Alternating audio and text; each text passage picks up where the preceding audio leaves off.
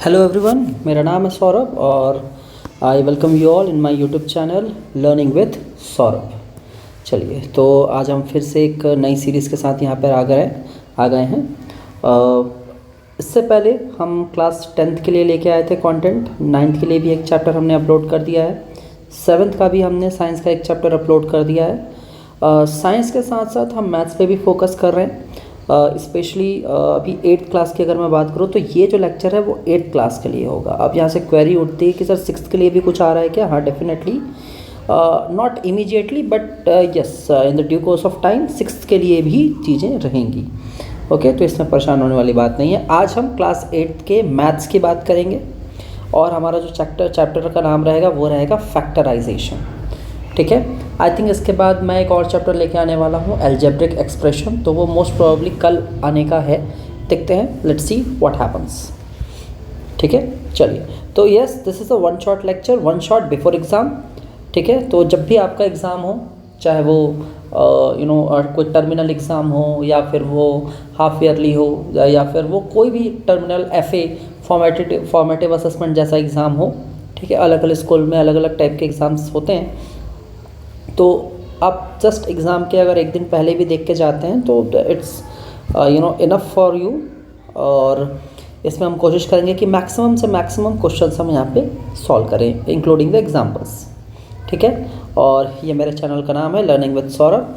अगर आपको कंटेंट समझ में आती है, पसंद में आता है, तो आप बिल्कुल इसे दूसरे अपने ग्रुप में शेयर कर सकते हैं। ओके, चलिए, तो ज़्यादा बात ना करते हुए सीधा आ जाते हैं हमारे कंटेंट पे। अच्छा, एक चीज़, जैसा कि ये वन शॉट है तो ये लेक्चर अराउंड 1 आवर के आसपास का रहेगा, उससे ज़्यादा भी हो सकता है या कम, तो मुझे नहीं लगता, बट हाँ, ज़्यादा ही होगा, या लगभग 1 आवर के अंदर अंदर हम ख़त्म करने की कोशिश करेंगे, क्योंकि रिवाइज्ड सिलेबस के हिसाब से इसमें 3 एक्सरसाइज हैं, 12.1, 12.2 और 12.3। ठीक है, तो 12.1 है वो बेसिक फैक्टराइजेशन से डील करता है, रीग्रुपिंग से डील करता है। 12.2 अगेन x+a x+b फॉर्मेट वाले से डील करता है, और जो 12.3 है ये डिवीजन से डील करता है। ठीक है, हर एक्सरसाइज आपसे कुछ अलग अलग टास्क करवाएगा। ठीक है, 12.1 थोड़ा बेसिक लेवल, 12.2 थोड़ा सा एडवांस जाएगा, और 12.3 एक अलग कॉन्सेप्ट है जिसमें 12.1 और 2 के भी कॉन्सेप्ट यूज़ होंगे। ठीक है, ऐसा नहीं है 12.3 डिवीजन वाला है तो उसका कोई लेना देना नहीं है 12.1 और 2 से। चलिए, बात कर लेते हैं सीधा सीधा हमारा जो वर्ड है फैक्टराइजेशन। ठीक है, फैक्टराइजेशन, ये जो वर्ड बना हुआ है ये ऑब्वियसली आपको समझ में आ ही रहा है, ये फैक्टर नाम के वर्ड से बना हुआ है। अब आप सोचेंगे सर ये नाम को सुना सुना सा लगता है, और मैथ्स में हम फैक्टर का मतलब तो समझते ही हैं। क्यों समझते हैं? क्योंकि क्लास 6th में, है ना, क्लास 7th में हम ये चीज़ें सीख के आए होते हैं। क्या चीज़ सीख के आए होते हैं? फैक्टर्स एंड मल्टीपल्स, है ना, ये चीज़ हम सीख के आए हुए हैं। कहाँ से? क्लास 6th और 7th से। ठीक है, तो बस इसी में का जो फैक्टर वाला पार्ट है ना, उसके बारे में हमको बात करना है। अभी हम फैक्टराइजेशन प्रोसेसेस में नहीं जा रहे हैं, पहले इसका बेसिक समझ लीजिए। ठीक है, कि फैक्टर है क्या। फैक्टर की कुछ कुछ प्रॉपर्टीज़ हैं, अगर आपको याद होगा तो क्लास 6 से, कि फैक्टर, किसी भी नंबर का फैक्टर, मिनिमम फैक्टर जो होगा वो 1 तो होता ही होता है। 1 is always, it is a factor of any number. ठीक है, और फैक्टर्स जो हो सकते हैं वो they can either equal to number और लेस देन द नंबर, या तो ये नंबर से छोटे होंगे। ठीक है, अच्छा, हो सकता है आपको ये बातें आप भूल गए हों और ये बातें आपको याद ना हो। ठीक है, तो हम ऐसा करते हैं ना, हम सीधा फैक्टर निकाल के देखते हैं। ठीक है, फैक्टर निकाल के देखेंगे, आपको चीज़ें अच्छे से समझ में आ जाएंगी। ठीक है, चलिए, अब हम सीधा बात कर लेते हैं। हम एक नंबर ले लेते हैं, छोटा नंबर लेते हैं, लेट्स से 8 ले लेते हैं। अब 8 का मुझे क्या निकालना है? फैक्टर निकालना है। ठीक है, अब 8 का फैक्टर निकालने का सबसे अच्छा तरीका, आप देखिए 8 कहाँ कहाँ पे आता है, किस किस के नंबर के टेबल में आता है। तो मुझे समझ में आया कि सर 1 के टेबल में आता है, 1 8 ज़ा 8 होता है। ठीक है, फिर 2 4 ज़ा 8 होता है। ठीक है, 3 के टेबल में नहीं आता, 4 2s आर 8 होता है। अब देखिए 2 4s आर 4 2s आर, ये रिपीट होना शुरू हो गया तो यहाँ पे रुक जाएंगे। ठीक है, तो क्या क्या फैक्टर निकल के आया 8 का, 1 2 4 और 8, ये इसके 4 फैक्टर हैं। अब देखिए मैंने पहला स्टेटमेंट क्या बोला था, हर नंबर के फैक्टर में क्या होता है, 1 तो होता ही होता है, बिल्कुल 1 है ना। और जो फैक्टर्स होते हैं या तो वो नंबर के इक्वल हो सकते हैं या उससे छोटे होंगे। तो बिल्कुल 1 2 और 4 नंबर से छोटे हैं और 8 नंबर के इक्वल है। ठीक है, तो ये एक छोटा सा इंट्रोडक्शन था और एक तरीका भी था कि जिससे आप फैक्टर निकाल सकते हैं। ठीक है, इसी फैक्टर को हम ऐसे भी निकालते हैं कई बार। अगर सपोज मैं 9 का निकालूं तो 9 का कैसे निकलता है, तो मुझे पता है सर 1 9 जा 9 होता है, फिर 2 के टेबल में 9 आता नहीं है, फिर 3 3 जा 9 होता है ना, फिर 4 5 6 7 के टेबल में आता नहीं है, और फिर 9 1 जाओ तो रिपीट हो जाता है। तो इसका फैक्टर बन गया 1 3 और 9। तो चाहे आप ऐसे निकाल लो फैक्टर, चाहे आप ऐसे फैक्टर निकाल लो, आपने जो भी तरीका क्लास 6th में या 7th में सीखा है इट इज़ फेयर इनफ, क्योंकि हम अभी इसके बारे में बात उतना ज़्यादा नहीं करेंगे। ये तो बस अब बीच में आएगा कहीं पे, है ना, ये तो बस बीच में कहीं पे आ जाएगा। जैसे अगर आपसे किसी ने कहा कि यार 50 का फैक्टर, 50 का फैक्टर आप देखो कहाँ कहाँ पे आता है 50, है ना। 1 इंटू 50 ये भी 50 है, 2 इंटू 25 ये भी 50 है, 3 के टेबल में 50 आता है, नहीं आता है, 4 के टेबल में 50 आता है, नहीं आता है, 5 के टेबल में आता है, जी बिल्कुल आता है, 6 के टेबल में नहीं आता, 7 के टेबल में नहीं आता, 8 के टेबल में भी नहीं आता, 9 के टेबल में भी नहीं आता, और सीधा 10 के टेबल में आता। 10 5 जा, तो 5 10 जा और 10 5 जा एक ही चीज़ है। तो सीधा हम फैक्टर ले लेंगे 1, यहाँ से 1 2 5 10 25 और 50, ये हो गए फैक्टर्स। किसके फैक्टर हो गए? 50 के। ठीक है, तो हमने क्या देखा, हमने अभी देखा है factors of natural number. Natural number किसको बोलते हैं भाई? जो नेचुरली मुंह में आते हैं हमारे, 1 2 3 4 5 टू इन्फिनिटी। तो भाई हमने 8 का एग्जाम्पल देखा, है ना, तो 8 भी तो एक नेचुरल नंबर था, 8 नेचुरल नंबर था ना, 9 भी नेचुरल नंबर था, 50 भी नेचुरल नंबर है। तो हमने क्या देख लिया है? हमने देख लिया है फैक्टर्स ऑफ नेचुरल नंबर, है ना। और ये कोई नया टॉपिक नहीं है, ये प्रीवियस ईयर का, मतलब आपने ऑलरेडी पढ़ा हुआ है पहले 6 7 में ये टॉपिक, कोई नया टॉपिक नहीं है। ठीक है, चलिए अब सर नया क्या है? नया है फैक्टर्स ऑफ अलजेब्रिक एक्सप्रेशन। अब अगर आपको अलजेब्रा नहीं पता है कि अलजेब्रिक एक्सप्रेशन मतलब आया है अलजेब्रा से, मैं थोड़ा सा ये ऊपर वाला स्लाइड की जो जगह है इसको यूज़ कर लेता हूँ अलजेब्रा, ये समझाने के लिए।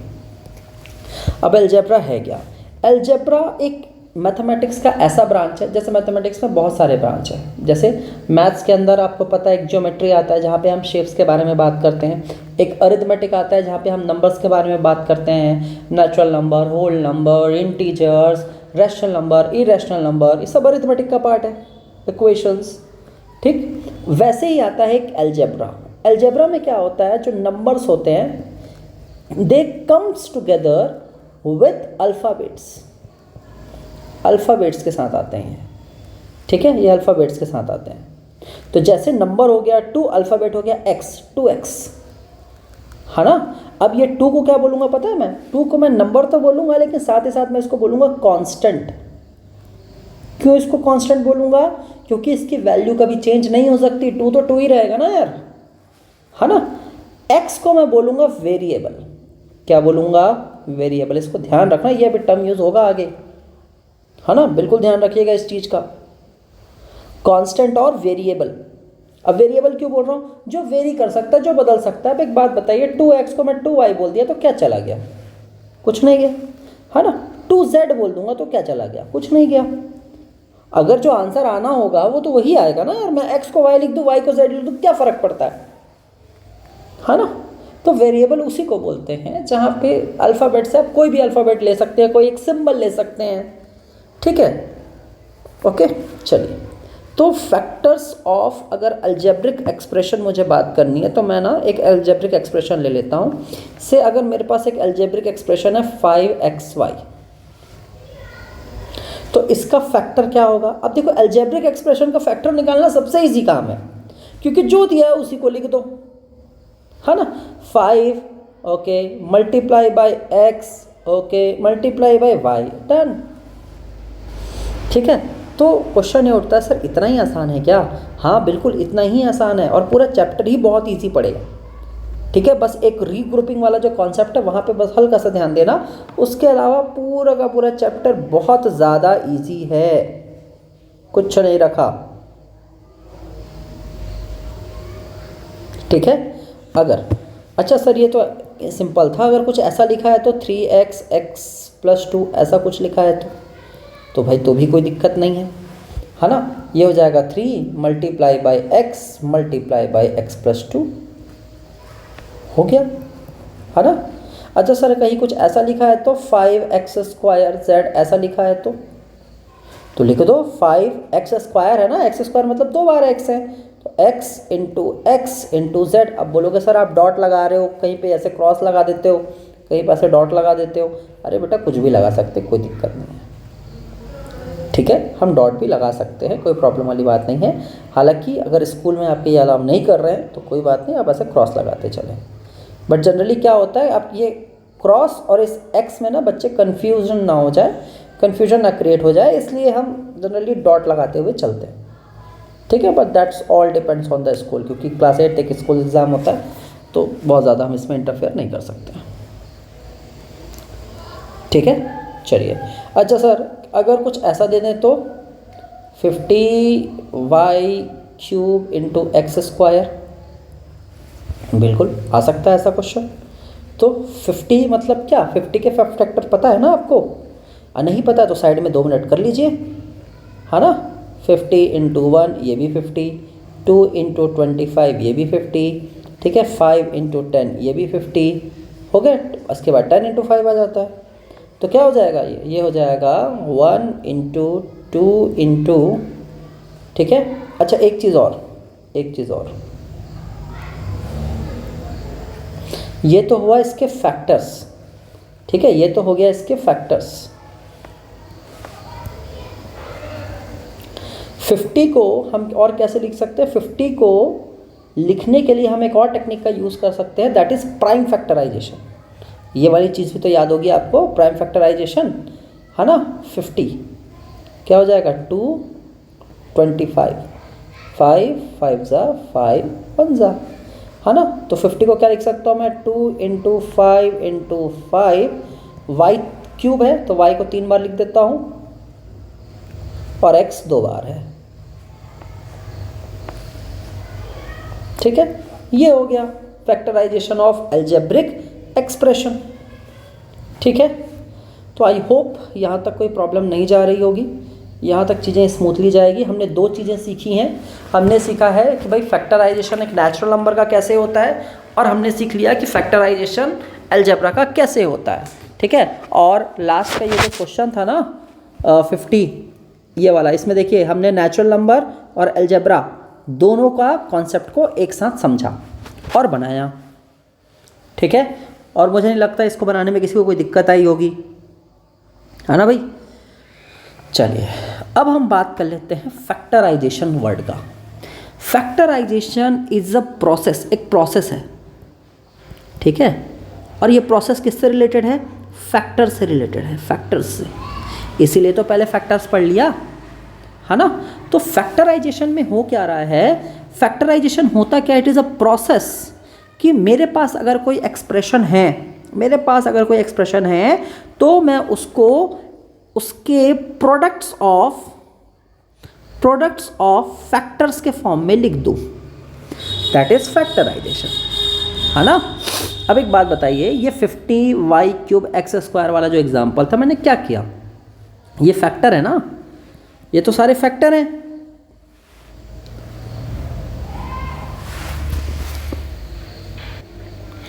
ठीक है, तो मैंने क्या किया, ये 2 5 5 ये जो सारे फैक्टर्स हैं इनको प्रोडक्ट का मतलब होता है मल्टीप्लिकेशन, है ना। मल्टीप्लिकेशन, तो मल्टीप्लिकेशन ऑफ फैक्टर्स बस इसी फॉर्मेट में लिख दिया। Yes, that is factorisation, that's it, कुछ नहीं है और। ठीक है, अगर क्वेश्चन कुछ ऐसा है 5x² y, लिख दीजिए 5 into X into X into Y, हो गया फैक्टराइजेशंस, खत्म। ठीक है, कुछ नहीं है उसमें, फाइन। अब कई बार तो आपको ऐसा सिंपल टर्म मिल जाएगा फैक्टराइजेशन करने के लिए, ठीक है, लेकिन कई बार आपको कुछ कॉम्प्लिकेटेड टर्म्स भी मिल सकते हैं, जैसे 2x + 4, है ना, इसमें प्लस लगा हुआ है, ये तो सिंगल टर्म था। मल्टीप्लाइज को हम टर्म नहीं मानते, आप नहीं बोलोगे ये पहला टर्म, ये दूसरा टर्म, ये तीसरा टर्म, नहीं, नो, ये प्लस और माइनस से अलग होते हैं टर्म्स। ये बोलूँगा पहला, ये बोलूँगा दूसरा। जहाँ पे एक से ज़्यादा टर्म है वहाँ पे क्या करें, ठीक है, तो उस कंडीशन में हमारे पास ना मेथड्स होते हैं। ठीक है, तो एक मेथड है मेरे पास factorisation by common factor method, है ना, factorisation by common factor method. थोड़ा सा जूम कर लेता हूं इसको मैं। अब क्या मेथड है देखिए ये, है ना, हम एक सिंपल एग्जांपल से बिगिन कर रहे हैं। ये मैंने एनसीईआरटी से ही उठाया हुआ एग्जांपल, ताकि आप रिफ़र कर सकें, है ना। ऐसा ना हो कि मैं बस पढ़ा रहा हूँ और आपके पास कुछ रेफ़र करने को नहीं है। मुझे पता है आप 6, 7, 8 में बहुत ज़्यादा रेफरेंस बुक यूज़ नहीं करते होंगे, बट एटलीस्ट एनसीईआरटी तो होगी ही आपके पास। ठीक है, तो उसी से स्टार्ट करते हैं। चलिए, तो हमारा एग्जांपल है कि भाई 2x + 4, ठीक है, ये शायद मैंने गलत पेन चूज़ कर लिया है, 1 मिनट। 2x + 4, अब यहाँ पे क्या है, एक से ज़्यादा टर्म है। ठीक है, एक से ज़्यादा टर्म है, तो मैं क्या करूँगा, इस टर्म को इंडिविजुअल देखूँगा, इस टर्म को इंडिविजुअल देखूँगा, है ना। 2x का फैक्टर क्या निकलता है भाई, 2 × x। 4 का फैक्टर क्या निकलता है, 4 का फैक्टर निकलता है 2 × 2। ठीक है, लिख देते हैं, ये हमारा क्वेश्चन है। नेक्स्ट स्टेप में क्या चला जाएगा हमारा, 2x की जगह में क्या लिखूंगा मैं, 2 × x, फैक्टराइजेशन कर रहे हैं ना यार, प्लस 4 को क्या लिखूंगा, 2 × 2। अब एक बात बताइए भाई, ये 2 यहाँ पे भी है, ये 2 यहाँ पे भी है, इस दोनों 2 को क्या करते हैं, यहाँ से कॉमन निकाल लेते हैं। ठीक है, अंदर क्या बचेगा, यहाँ पे बचेगा x, ये बेचारा प्लस का साइन तो एज इट इज़ है, और ये आ गया 2। तो आपका आंसर आ गया 2x + 2। ठीक है, बस हो गया ये। ठीक है, कहीं कोई परेशानी वाली बात नहीं थी इसमें, है ना, बड़े आराम से क्वेश्चन निपट गया ये वाला। ठीक, चलिए, अच्छा इसमें चाहें तो देखिए, अच्छा यहाँ पे ना 2 एग्जाम्पल्स दिए हुए हैं, एग्जाम्पल 1 और एग्जाम्पल 2। तो मैं क्या करता हूँ, सीधा ये सेकंड वाला एग्जाम्पल पकड़ते हैं और सॉल्व करना शुरू करते हैं। इसी कॉन्सेप्ट पे है, बहुत आसानी से जाएगा। ठीक है, देखते जाइए बस। क्या है, 10x², पहला टर्म, ये पहला टर्म, ये दूसरा टर्म, ये तीसरा टर्म, एकदम आराम से निकलेगा। देखिए 10x², 10x² 10x² मतलब क्या हो गया भाई, 10 का फैक्टराइजेशन करेंगे तो क्या आता है, 2 × 5 ना, 2 × 5 × x × x। अब आते हैं -18x³ में, है ना। आप चाहें तो माइनस को -1 लिख सकते हैं, कोई दिक्कत नहीं है, लिख लेंगे तो ज़्यादा बेहतर है। 18 का क्या होता है ना। देखो, अगर आपको ये 10, 18 करने में दिक्कत होती है ना, तो यार ये कर लिया करो, बेस्ट है ये। ठीक है, this is the best thing. 2 × 3 = 6, 6 × 3 = 18, तो 2 × 3 × 3, और x का क्यूब है मतलब 3 बार x है, 1 2 3। अगला क्या है, 14x⁴, 14x⁴। 14 को क्या लिख सकते हैं हम, 2 × 7, 1 2 3 4, है ना। बस इतना ही करना है, अब क्या करेंगे, लिखते जाएंगे। ठीक है, बैक टू क्वेश्चन। क्या क्वेश्चन था? क्वेश्चन था 10x² minus 18x³ plus 14x⁴। ठीक है, 10 को क्या लिख रहा हूँ मैं? 2 × 5। ठीक है, चाहे तो देखो, चाहो तो इसके पीछे ऐसे लिखते रहो, है ना, क्योंकि यहाँ पे ये बहुत ज़्यादा लेंदी हो जाएगा, इसलिए हम क्या कर सकते हैं, यहीं से देख लेते हैं क्या कॉमन निकल रहा है ना। देखो 2x यहाँ पे है, 2x यहाँ पे भी है, 2x यहाँ पे भी है, मतलब x² और x², ये यहाँ से कॉमन निकल गया, पहले ही बाहर कर दिया आपने इसको, है ना। 2 यहाँ पे भी है, 2 यहाँ पे भी है, 2 यहाँ पे भी है, आपने 2 को भी पहले ही बाहर कर दिया, 2x² पहले ही बाहर आ चुका है। अब यहाँ देखिए 5 है, लेकिन यहाँ 5 नहीं है, यहाँ 3 है, लेकिन बाकी जगह 3 नहीं है, यहाँ 7 है तो बाकी जगह नहीं है। 2x² निकालने के बाद यहाँ सिर्फ बचता है 5, तो आप लिख देंगे 5। यहाँ बचता है 3 × 3 × x, 3 3 होता है 9, 9x और -1 है तो यहाँ आ जाएगा -9x। ठीक है, यहाँ बचता है 7x², तो यहाँ बचता है 7x²।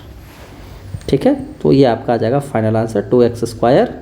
अच्छा, हमेशा कोशिश करिए कि जो ज़्यादा पावर वाला है उसको सामने रख लीजिए। ठीक है, इसको अरेंज करना बोलते हैं। ये क्वाड्रेटिक इक्वेशन भी है जो कि आप हायर क्लासेस में पढ़ेंगे। तो ये आ गया आपका आंसर। ठीक है, तो शायद इसमें आपको अभी तक कोई प्रॉब्लम नहीं हुई होगी। ठीक है, चलिए अब हम बात करते हैं नेक्स्ट क्वेश्चंस में।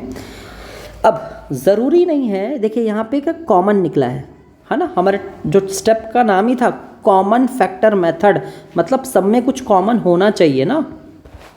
क्या हो अगर कुछ कॉमन ही ना हो तो क्या होगा, है ना, तो क्या होगा? तो इस कंडीशन में हम एक नए मेथड की तरफ जाएंगे जिसको बोलते हैं factorisation by regrouping the terms.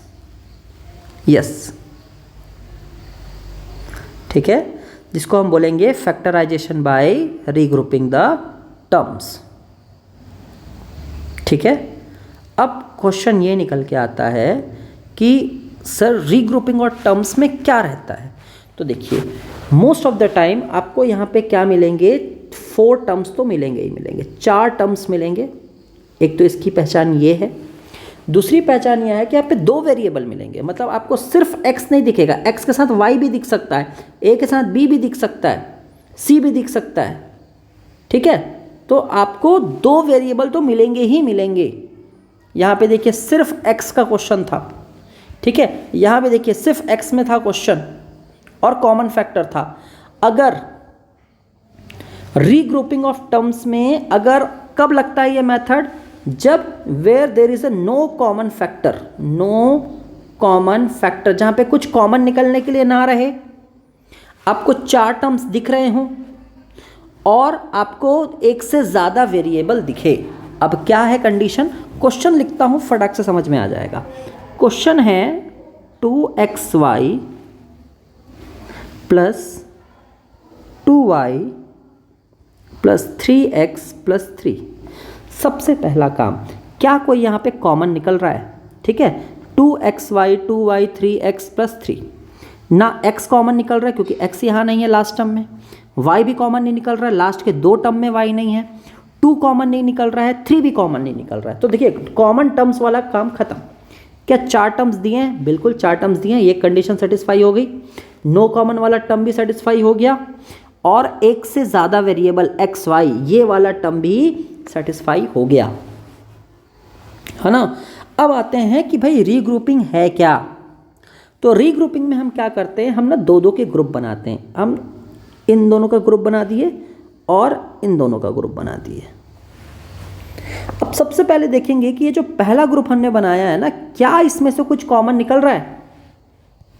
हाँ, ये देखते हैं 2xy 2 × x × y plus 2 × y, factors के फॉर्म में लिख रहा हूँ, 3 इंटू एक्स प्लस 3 इंटू 1, कुछ नहीं है तो मैं 3 इंटू 1 लिख ले रहा हूँ, है ना। अब ये यहाँ तक आपको समझ में आ रहा होगा। मैं मल्टीप्लिकेशन को ना ऐसे डॉट से दिखा रहा हूँ, तो इसमें परेशान होने वाली बात नहीं है, ठीक है। चलिए, अब मुझे पता है मुझे पहले दो टर्म को कंसिडर करना है, क्या कॉमन निकल रहा है। देखिए 2y यहाँ पे भी है, 2y यहाँ पे भी है, तो अगर मैं पूरा 2y ही कॉमन ले लेता हूँ तो यहाँ क्या बचेगा, x प्लस। अब आप बोलेंगे सर यहाँ तो कुछ नहीं बच रहा। अरे कुछ नहीं है मतलब 1 से तो मल्टीप्लाई हो ही रहा है ना भाई, तो 1 बच रहा है ना। चलिए, तो इन दो टर्म में से आपको ये चीज़ समझ में आ गई, ठीक है। अब बोलेंगे सर इसके बाद क्या, है ना। अब देखो यहाँ पे जो भी आप ब्रैकेट लेके आए हो उसी ब्रैकेट को यूज़ करके बाकी के दो टर्म बनाने हैं। कैसे, ये ब्रैकेट को एज इट इज़ यहाँ छाप दो, कॉपी पेस्ट, है ना। अब देखो इस x में ऐसा क्या करूं कि मुझे 3x मिल जाए। अब बोलेंगे सर 3 को मल्टीप्लाई कर दो। इस 1 में ऐसा क्या करूं कि ये 3 मिल जाए। अब बोलेंगे सर फिर से 3 को मल्टीप्लाई कर दीजिए, +3 की -3, बिल्कुल +3। तो मैं अगर +3 को यहाँ मल्टीप्लाई कर देता हूँ तो +3 इंटू एक्स ये टर्म मिल गया, +3 इंटू 1 ये वाला टर्म मिल गया, 3 इंटू 1 वाला, है ना। बस अब जो सेम दिख रहा है x+1 उसको आप एक तरफ ले लीजिए, और जो साथ में नहीं है 2y और +3 इन बेचारों को साथ में ले आइए। ये लीजिए, हो गया आपका क्वेश्चन सॉल्व, ठीक है।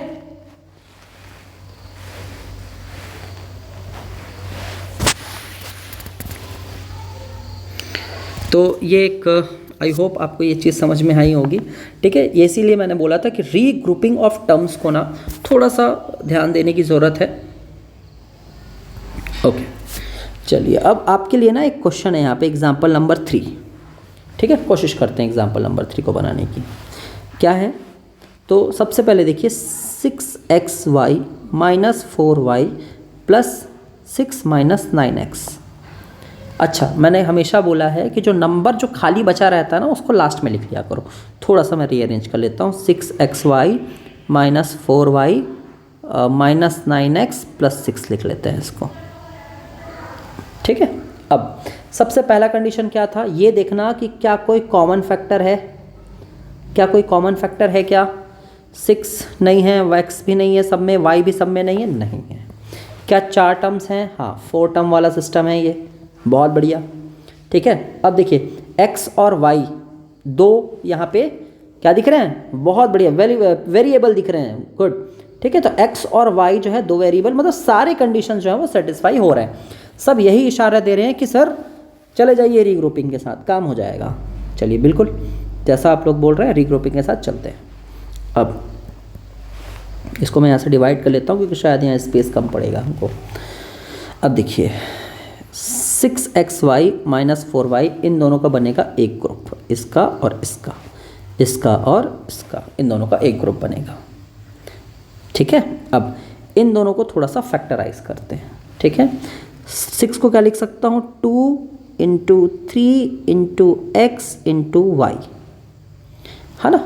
4 को क्या लिख सकता हूँ, इसको क्या लिख सकता हूँ, इसको लिख सकता हूँ मैं, अच्छा -4 को मैं 4 × -1 भी तो लिख सकता हूँ ना, कोई दिक्कत तो नहीं है इस बात में, है ना। ओके चलिए, तो इसको मैं लिख लेता हूँ 4 नहीं लिखेंगे, इसको लिखेंगे 2 × 2, है ना। 4 को, अच्छा ये माइनस के लिए मैं पहले -1 लगा देता हूँ, फिर मैं लिख देता हूँ 2 × 2 और यहाँ लिख देता हूँ y, ठीक है। उसके बाद यहाँ देखिए -9 की जगह में क्या लिख सकता हूँ मैं, इसको लिख देता हूँ -1 × 3 × 3 और 6 की जगह में लिख देता हूँ 3 × 2, ठीक है। अब देखिए पहले दो टर्म में से क्या कॉमन आ रहा है, 2x 2, इसमें भी 2 है, इसमें भी 2 है, चलिए कोई बात नहीं, बढ़िया।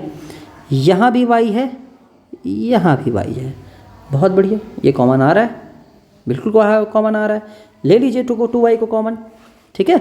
2y मेरा कॉमन आ गया, अंदर क्या बचा 3 और x, लिखिए 3 और x, यहाँ पे क्या बचा, यहाँ पे अब इस तरफ क्या बचा, यहाँ पे बचा है 2 इंटू -1 दैट इज़ -2, है ना, -2। अब मुझे ये पता है कि सेम 3x - 2 जो है ना वो यहाँ पे भी बचना चाहिए किसी भी हालत में, है ना। अब एक चीज़ देखिए, ठीक है, अच्छा सॉरी यहाँ पे ना मैं x लिखना भूल गया हूँ, x इज़ ऑल्सो हियर, ये x भी है यहाँ पे, ओके। अब देखिए 3x मतलब ये 3x तो एज इट इज़ है, इसके साथ मुझे क्या चाहिए, -3 एक्स्ट्रा दिख रहा है मुझे यहाँ पे, और यहाँ पे 2 तो दिख रहा है, 2 के साथ मुझे +3 एक्स्ट्रा दिख रहा है। तो देखिए ये थोड़ा सा गड़बड़ हो रहा है यहाँ पे। क्या गड़बड़ हो रहा है सर, यहाँ पे ना ध्यान से देखिए, यहाँ पे -3 इंटू -1 एक्स्ट्रा लग रहा है, मतलब -3 अलग है, यहाँ पे -2 है लेकिन यहाँ तो +2 आ रहा है, क्या करें, है ना। तो कुछ मत करिए, एक सिंपल सा काम कर दीजिए, अगर मैं यहाँ पे 1 लिखता हूँ तो 1 इंटू 3x, है ना, 1 इंटू 3x, एक मिनट मैं यहाँ पे लिखता हूँ 3, यहाँ लिखता हूँ 3 इंटू 3x क्या आता है 9x, मुझे क्या चाहिए -9x में -3 से मल्टीप्लाई कर देता हूँ, तो -3 इंटू 3x क्या हो जाएगा -9x, और -3 इंटू -2 क्या हो जाएगा +6, आ गया, हो गया, बन गया क्वेश्चन, ठीक है। तो 2y और ये -3 इनको मैं एक साथ लिख लेता हूँ, और 3x - 2 को मैं एक साथ लिख लेता हूँ। ये हो गया रीग्रुपिंग के क्वेश्चंस, ठीक है। हमने 2 क्वेश्चन देख लिए रीग्रुपिंग के। आई होप आपको ये कॉन्सेप्ट बहुत अच्छे तरीके से आ गया होगा। अभी हम और भी क्वेश्चन करने वाले हैं, तो उसमें घबराने वाली बात नहीं है। चलिए तो हम सीधा उठा लेते हैं एक्सरसाइज 12.1। हम इसमें टोटल आई गेस 4 क्वेश्चंस हैं, नहीं सॉरी 3 क्वेश्चंस हैं 12.1 में, 1, 2 और 3, और हर में कुछ 5, 6, 7 क्वेश्चंस हैं, ठीक है। तो हम एक क्वेश्चन या मे बी 2 क्वेश्चन करने की कोशिश करेंगे, जहाँ पे जैसा ज़रूरी होगा वैसा करेंगे, ठीक है। चलिए सबसे पहले स्टार्ट करते हैं क्वेश्चन नंबर 1 से। क्वेश्चन नंबर 1 में बोला है कि यार कॉमन फैक्टर निकालो। क्या निकालो, कॉमन फैक्टर निकालो। तो ऑब्वियसली देखिए कॉमन फैक्टर निकाला तो बहुत आसानी की चीज़ है। हम सीधा इसका जो लास्ट क्वेश्चन है ना 8th नंबर वो करते हैं, क्योंकि बाकी के क्वेश्चन मैं ऐसा मान रहा हूँ कि आप कर लेंगे आराम से। XY वाला क्वेश्चन एक कर देता हूँ, और एक यहाँ पे 5th क्वेश्चन है वो कर दूँगा, ठीक है। तो पहले 8th क्वेश्चन से कर देते हैं, फिर 5th क्वेश्चन भी कर दूँगा मैं। चलिए तो यहाँ पे दिया है 3x स्क्वायर y³, फिर यहाँ दिया है 10x³ y², और यहाँ पे दिया हुआ है 6x² और y²z। चलिए एक एक करके शुरू करते हैं। 3x² y³, इसको मैं लिख सकता हूँ 3 into x into x, y into y into y। 10x³ y², इसको लिख सकता हूँ, 10 को मुझे पता है 2 इंटू 5 लिख सकते हैं, और x into x into x और y इंटू y। यहाँ पे भी आ जाते हैं 6x² y²z, तो 6 को मैं लिख सकता हूँ 2 into 3 into x into x into y into z। अब कॉमन निकालते हैं। 2x मुझे यहाँ दिख रहे हैं, 2x मुझे यहाँ भी दिख रहे हैं, 2x मुझे यहाँ भी दिख रहे हैं, ठीक है। चलिए 2y यहाँ भी दिख रहे हैं, 2y यहाँ भी दिख रहे हैं, 2y यहाँ भी दिख रहा है। z मुझे कहीं नहीं दिख रहा। 3 मुझे 2 जगह पे दिख रहे हैं लेकिन बीच वाले में नहीं है, 2 फर्स्ट वाले में नहीं है, और 5 फर्स्ट और लास्ट दोनों वाले में नहीं है, ठीक है। तो बस x² और y² यहाँ से कॉमन निकलता है। चलिए तो अगर मैं x², ठीक है, और y² को कॉमन निकाल लूँ तो यहाँ क्या बचेगा 3 और y, ठीक है। अच्छा इसमें तो सिर्फ कॉमन फैक्टर निकालने बोला है, तो यस आपका आंसर यहीं पे आ गया है। x² and y² is a common factor, okay. आपका आंसर यहीं आ गया, मैं फैक्टराइज करने जा रहा था इसको, हो गया, आपका आंसर यहीं पे आ गया, बस आपको कॉमन फैक्टर बताना था, ठीक है। 5th नंबर का क्वेश्चन अगर मैं इसमें देखूँ, सेम इसी में देखिए 5th नंबर का क्वेश्चन है ना। 5th नंबर का question 6abc 24ab², 6abc 24ab² और 12a² b, है ना। बस करते जाइए। 6ABC फैक्टराइज करिए, 2 into 3 into A into B into C, 24AB square. 24 को क्या लिख सकता हूँ मैं, 2 इंटू 2, और ये हो जाएगा 24, 12, 6, 2, और ये आ जाएगा 3।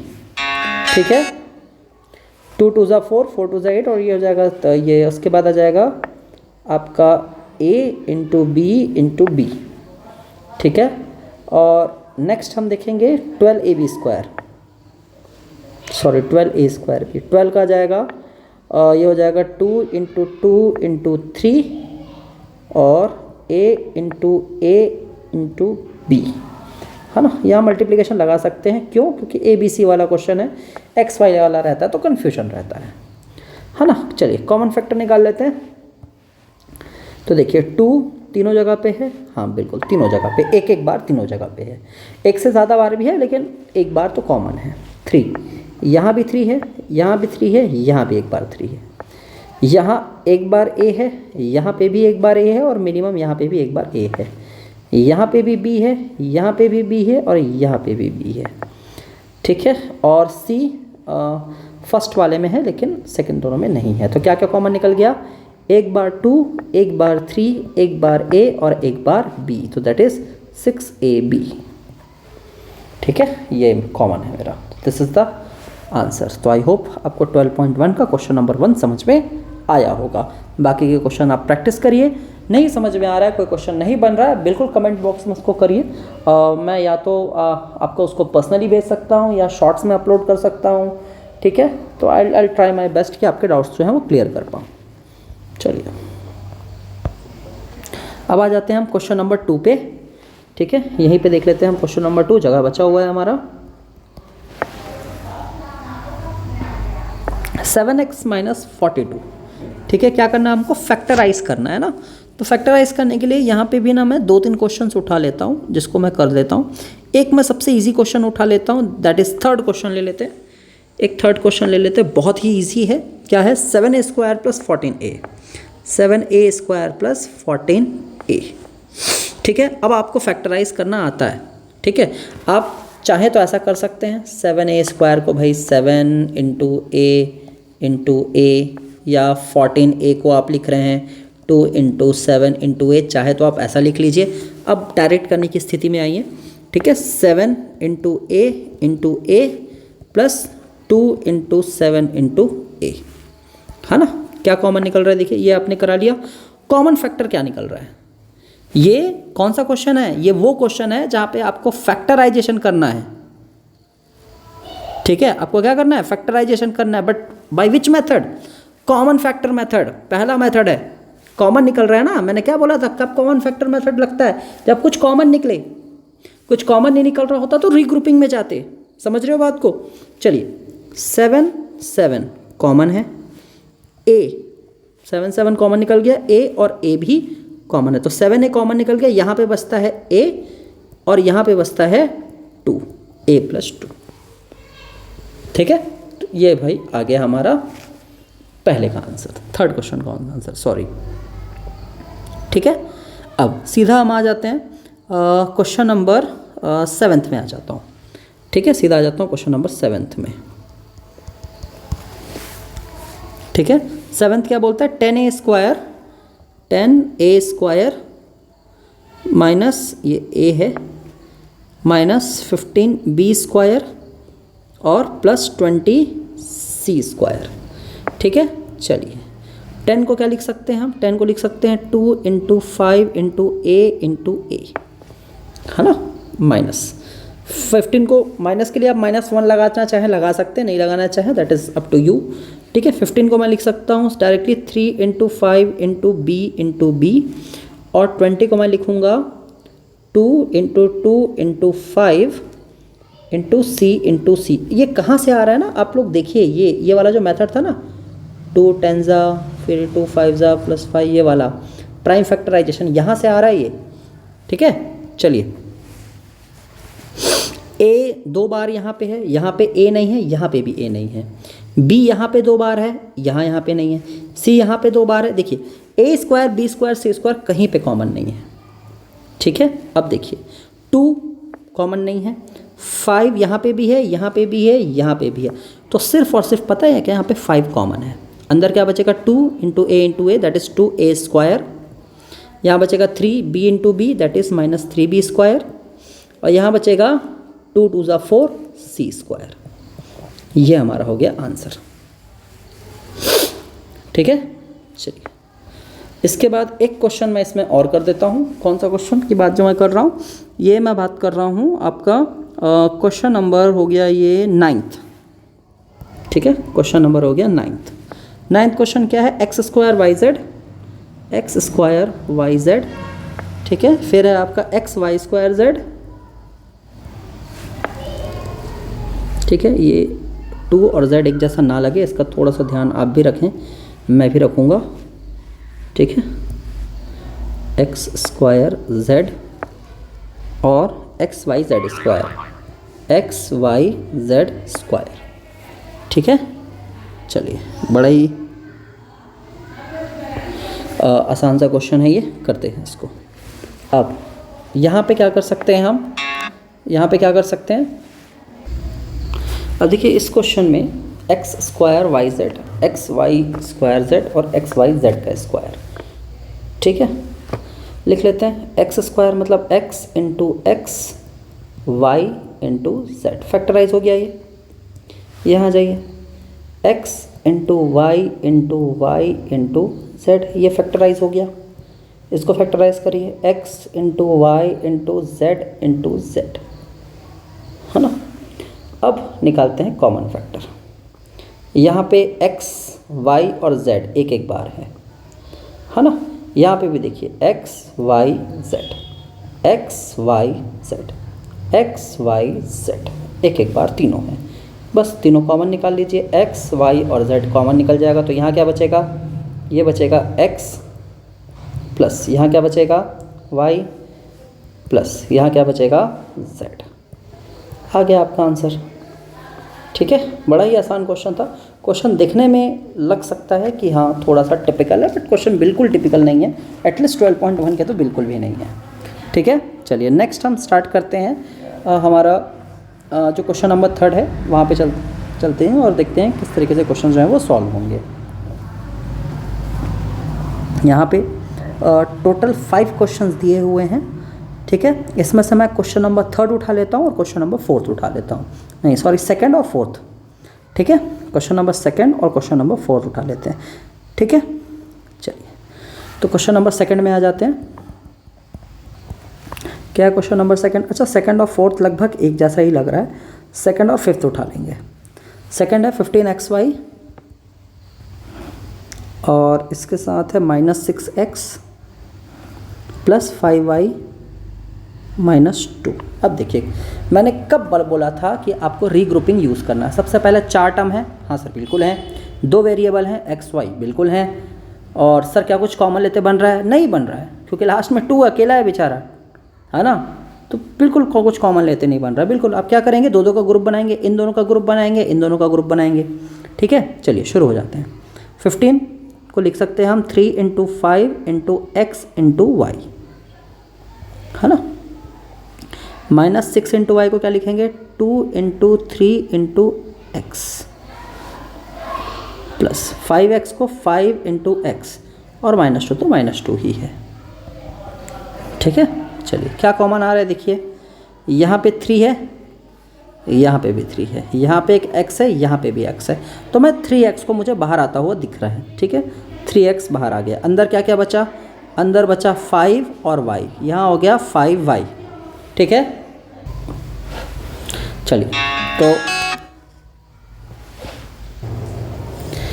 तो यहाँ से क्या कॉमन निकल के आ रहा है, 3x यहाँ से निकल गया तो 5 और y यहाँ बचा, माइनस का माइनस, 3x यहाँ से निकल गया तो यहाँ बचा 2, ये आ गया 2। अच्छा ये y है जिसको हमने गलती से x लिख दिया है। आगे बढ़ते हैं, ठीक है। अब इन दोनों की ग्रुपिंग है, देखो ये जो ब्रैकेट है सेम हमको ब्रैकेट एज इट इज़ यहाँ पे भी चाहिए होता है, 5y - 2। अब आप यहाँ देखेंगे पहले से ही ये टर्म यहाँ पे मौजूद है, कुछ नहीं करना है। तो सर कुछ नहीं करना तो क्या यहाँ पे ब्लैंक छोड़ेंगे, नहीं ब्लैंक नहीं छोड़ेंगे, कुछ नहीं करना, मतलब आप वहाँ पे +1 मल्टीप्लाई कर रहे हैं, है ना। चलिए, तो 3x और ये +1 का एक ब्रैकेट और 5y - 2 का ये अलग ब्रैकेट। चलिए, ये हो गया आपका क्वेश्चन रेडी। ठीक है, अब इसमें एक आध क्वेश्चन और उठा लेते हैं। चलिए हम उठा लेते हैं क्वेश्चन नंबर 5। ठीक है, क्वेश्चन नंबर 5 देख लेते हैं। क्या है क्वेश्चन नंबर 5 में? z - 7 + 7xy - xyz। ठीक है, अब यहाँ पे क्या निकल के आता है?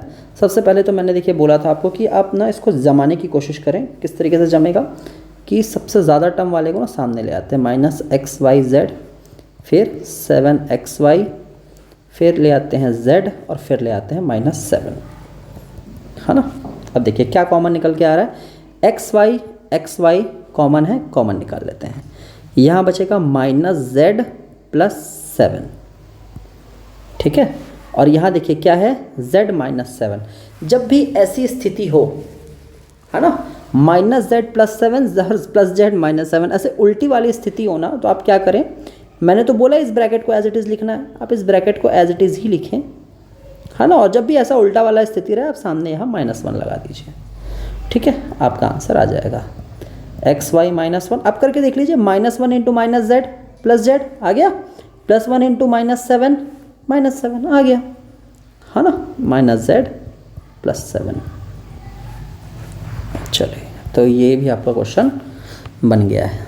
ओके, अब हमको बात करनी है कि फैक्टराइजेशन हमने 2 मेथड से देख लिया है।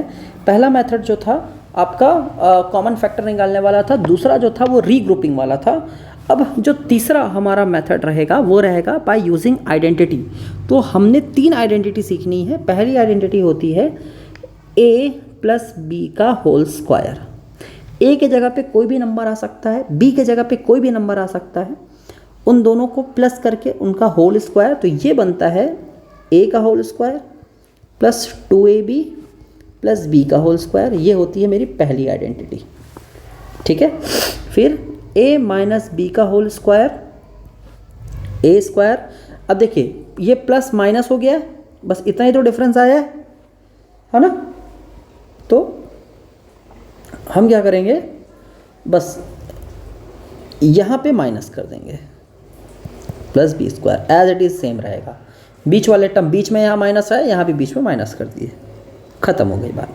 अब अगर ये कुछ ऐसा है a + b, a - b, इसका मतलब को समझिए। अगर 2 नंबर आपस में प्लस हो रहे हैं और वही 2 नंबर अगर आपस में माइनस हो रहे हैं, तो आप उनको a² - b² के फॉर्मेट में लिख सकते हैं। अच्छा, ये इधर से इधर भी जा रहे हैं, मतलब a + b का whole square, a² + 2ab + b square, a - b का whole square, a² - 2ab + b का स्क्वायर, और a + b, a - b, a² - b square. ये तो है ही, ये रिवर्स भी काम कर रहे हैं, मतलब a² + 2ab + b square is equals to a + b का होल स्क्वायर। मतलब हम इधर से इधर भी जाएंगे, है ना, हम इधर से इधर भी जाएंगे। अगर कहीं पे a² - b स्क्वायर लिखा है तो हम इसको a + b, a - b लिखेंगे। वेल से इज इक्वल्स टू के साइन का मतलब ही ये होता है कि आप left to right, right to left, किसी भी तरीके से इसको यूज़ कर सकते हैं, कहीं इसमें दिक्कत वाली बात नहीं है। ठीक है, ये पहली आइडेंटिटी, ये मेरी दूसरी आइडेंटिटी और ये मेरी तीसरी आइडेंटिटी। ये तीनों आइडेंटिटी को आपको हमेशा याद रखना है और बस इसी से आपके क्वेश्चन जो है वो बड़े आराम से बन जाएंगे। ठीक है, चलिए अब इसमें हम क्या करते हैं, कुछ एग्जांपल्स ले लेते हैं। एग्जांपल्स लेंगे तो वहाँ से चीज़ें क्लियर हो जाएंगी हमको। ठीक है, चलिए तो हम बात कर लेते हैं इसमें। ओके, तो हमने अलग से एग्जांपल्स को स्पेसिफाई सेलेक्ट नहीं किया है, चलिए हम यहीं पे ही सेलेक्ट कर लेते हैं। तो हम यहाँ ले लेते हैं एग्जांपल नंबर 4 है हमारा, क्या है, x² + 8x + 16। देखिए मैंने ये बोला था कि लगभग 1 घंटे से ज़्यादा का बनेगा। ऑलरेडी हम 50 मिनट्स पे आ चुके हैं, है ना, और हम अभी 12.1 ख़त्म करके 12 चालू कर रहे हैं। तो ये मान के चलिए ये लगभग दूसरे घंटे के बाद भी ख़त्म शायद ना हो, लंबा खींचेगा ये। ठीक है, तो you have to be prepared for it. ठीक, चलिए तो मैंने बोला था मिनिमम 1 घंटा तो जाएगा ही जाएगा। हम थोड़ा डिटेल में पढ़ रहे हैं, ज़्यादा क्वेश्चन सॉल्व करने की कोशिश कर रहे हैं, तो ये तो होगा। अब देखिए x², x²। अब देखिए यहाँ भी प्लस है, यहाँ भी प्लस है, तो मेरी कौन सी आइडेंटिटी हुई, मेरे को यहाँ पे लगती हुई लग रही है जिसमें सारे टर्म प्लस होते हैं। तो ये पहली वाली जिसमें सारा टर्म प्लस होता है। तो पहले तो मुझे समझ में आ गया। फिर पहले वाले टर्म का स्क्वायर है, मतलब एक्स का स्क्वायर है। फिर देखिए लास्ट वाले टर्म का भी स्क्वायर है। तो क्या मैं 16 को किसी का स्क्वायर लिख सकता हूँ? बिल्कुल, मैं इसको 4 का स्क्वायर लिख सकता हूँ।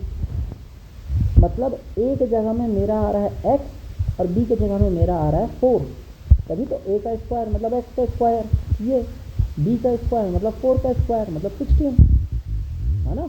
बीच में क्या है? 2 into A B, 2 into A into B, 2 into A के जगह में एक्स और बी की जगह में 4, 2 4 द 8x। बिल्कुल कहीं जा रहा हूँ तो मैं 8x को क्या लिख सकता हूँ? 2 इंटू एक्स इंटू 4, है ना। तो ये क्या बनता है? ये बन गया ना A square plus 2ab plus B square. तो ये होता क्या है? ये होता है ए प्लस बी का होल स्क्वायर। क्या होता है? ए प्लस बी का होल स्क्वायर, है ना। ये इस फॉर्मेट में आ गया, ठीक है। तो ये क्या होता है? ए प्लस बी का होल स्क्वायर मतलब पहले वाले टर्म प्लस लास्ट वाले टर्म का होल स्क्वायर। करिए ऐसा नहीं है, पहला वाला टर्म मतलब एक्स और लास्ट वाला टर्म मतलब 4, दोनों का होल स्क्वायर। तो ये इसका पहला वाला टर्म क्या है? एक्स, दूसरा वाला टर्म क्या है? 4। ठीक है, तो बड़ा ही इजी क्वेश्चन है। ठीक है, बनाने की कोशिश करते जाइए, बनता जाएगा। अब आते हैं फटाक से सेकंड वाले क्वेश्चन में। ठीक है, 4y square minus 12y plus 9, same वही काम करना है। अब देखिए बीच में ना माइनस आया है, कौन सी आइडेंटिटी लगेगी, है ना। फटाक से दिमाग चलना चाहिए, अरे सर सेकंड वाला लगेगा।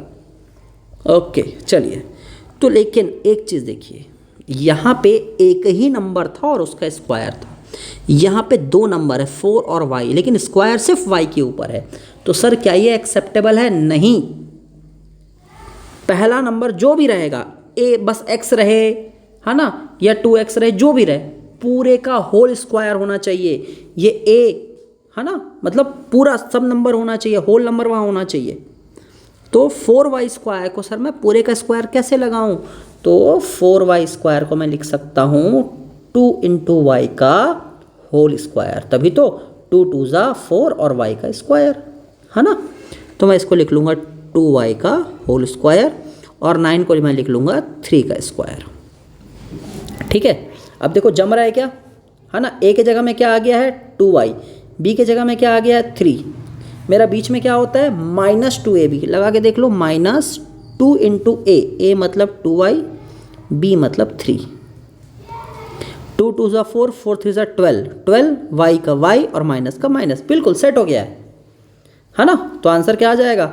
a माइनस बी का whole square, a minus B का होल स्क्वायर, आंसर। ठीक है, चलिए अब आ जाते हैं, आई होप ये क्वेश्चन आपको क्लियर हुआ होगा। ठीक है, अब आ जाते हैं नेक्स्ट स्टेप के क्वेश्चन में एक। ठीक है, क्या है क्वेश्चन? तो क्वेश्चन है 49p square minus 36, 49p square minus 36, 2 ही टर्म हैं और ऐसा भी नहीं है कि होल स्क्वायर ऐसा कुछ लगा के दिया हुआ हो। तो 2 टर्म हैं, मतलब आपको दिमाग में चलना चाहिए कि सर 2 टर्म मतलब ये A square minus B square fit हो रहा है कहीं ना कहीं। तो A square minus B square that is A plus B, A minus B, ये चल रहा है। लेकिन ए का स्क्वायर है, यहाँ पे तो 49 दिया है, लेकिन पी का ही स्क्वायर दिया, 49 का स्क्वायर तो नहीं दिया है। तो सर 49 को हम क्या लिख सकते हैं? 7 का स्क्वायर, पी का स्क्वायर, माइनस 36 को लिख सकते हैं 6 का स्क्वायर। अच्छा, 7 और स्क्वायर और पी का स्क्वायर अलग अलग है, अलग अलग नहीं रहेगा, हम इसको सीधा लिखेंगे 7p का होल स्क्वायर माइनस 6 का स्क्वायर। हो गया, देखिए इस फॉर्मेट में आ गया, A square minus minus B square, जहाँ पे ए की वैल्यू है 7p और बी की वैल्यू है 6, है ना। अब इसका आउटकम क्या आता है? दोनों नंबर को एक बार प्लस करिए, दोनों नंबर को एक बार माइनस करिए। बिल्कुल हम कर देते हैं, दोनों नंबर को एक बार प्लस कर दीजिए और दोनों नंबर को एक बार माइनस कर दीजिए। हो गया हमारा आंसर, क्लियर है। ठीक है, चलिए ओके। अच्छा, अब इसमें एक बहुत इंपॉर्टेंट कॉन्सेप्ट है और बहुत ही इंपॉर्टेंट क्वेश्चन है। ठीक है, 2 क्वेश्चन देखिए, इसके ना एग्जाम्पल्स बताना ज़्यादा ज़रूरी है। ठीक है, चलिए 2 क्वेश्चन और बहुत ही ज़बरदस्त क्वेश्चन है यहाँ पे, जिसको हम नहीं छोड़ेंगे, करना ही पड़ेगा हमको। ठीक है, क्या क्वेश्चन है देखिए। सबसे पहला है A square minus 2ab plus B square minus C square. वैसे तो ये बहुत ईजी क्वेश्चन है, ठीक है। अब सीधा देखिए, इसमें ना एक से ज़्यादा आइडेंटिटी लग रही है ना। हमने 3 क्वेश्चन देखा जिसमें पहले, दूसरी और तीसरी आइडेंटिटी लग रही थी। अभी एक क्वेश्चन है जिसमें 2 आइडेंटिटी लगेगी। कैसे लगेगी देखिए, A square minus 2ab plus B square. आप बोलोगे अरे सर ये तो बच्चा क्वेश्चन है, ए माइनस बी का होल स्क्वायर डायरेक्ट दिख रहा है ये, तो क्या यहाँ पे आंसर कर दोगे? अरे नहीं, अब ये क्या बन गया? ये बन गया मेरा लास्ट वाला आइडेंटिटी, पहले वाले टर्म का स्क्वायर माइनस पहला लास्ट वाला आइडेंटिटी क्या था? ये था ना, पहले वाले टर्म का स्क्वायर माइनस दूसरे वाले टर्म का स्क्वायर, फिर दोनों को एक बार ऐड कर दो और दोनों को एक बार माइनस कर दो। यही है, पहले वाले टर्म का स्क्वायर माइनस दूसरे वाले टर्म का स्क्वायर। तो बस कुछ नहीं, दोनों टर्म को एक बार प्लस कर दीजिए और दोनों टर्म को एक बार माइनस कर दीजिए। ये दोनों टर्म एक बार प्लस हो गए और ये दोनों टर्म एक बार माइनस हो गए। ये है आपका फाइनल आंसर, ठीक है। अच्छा सर, इसमें आप एक और क्वेश्चन बोल रहे थे। हाँ बिल्कुल बोल रहा था, एक और क्वेश्चन बोल रहा था इसमें।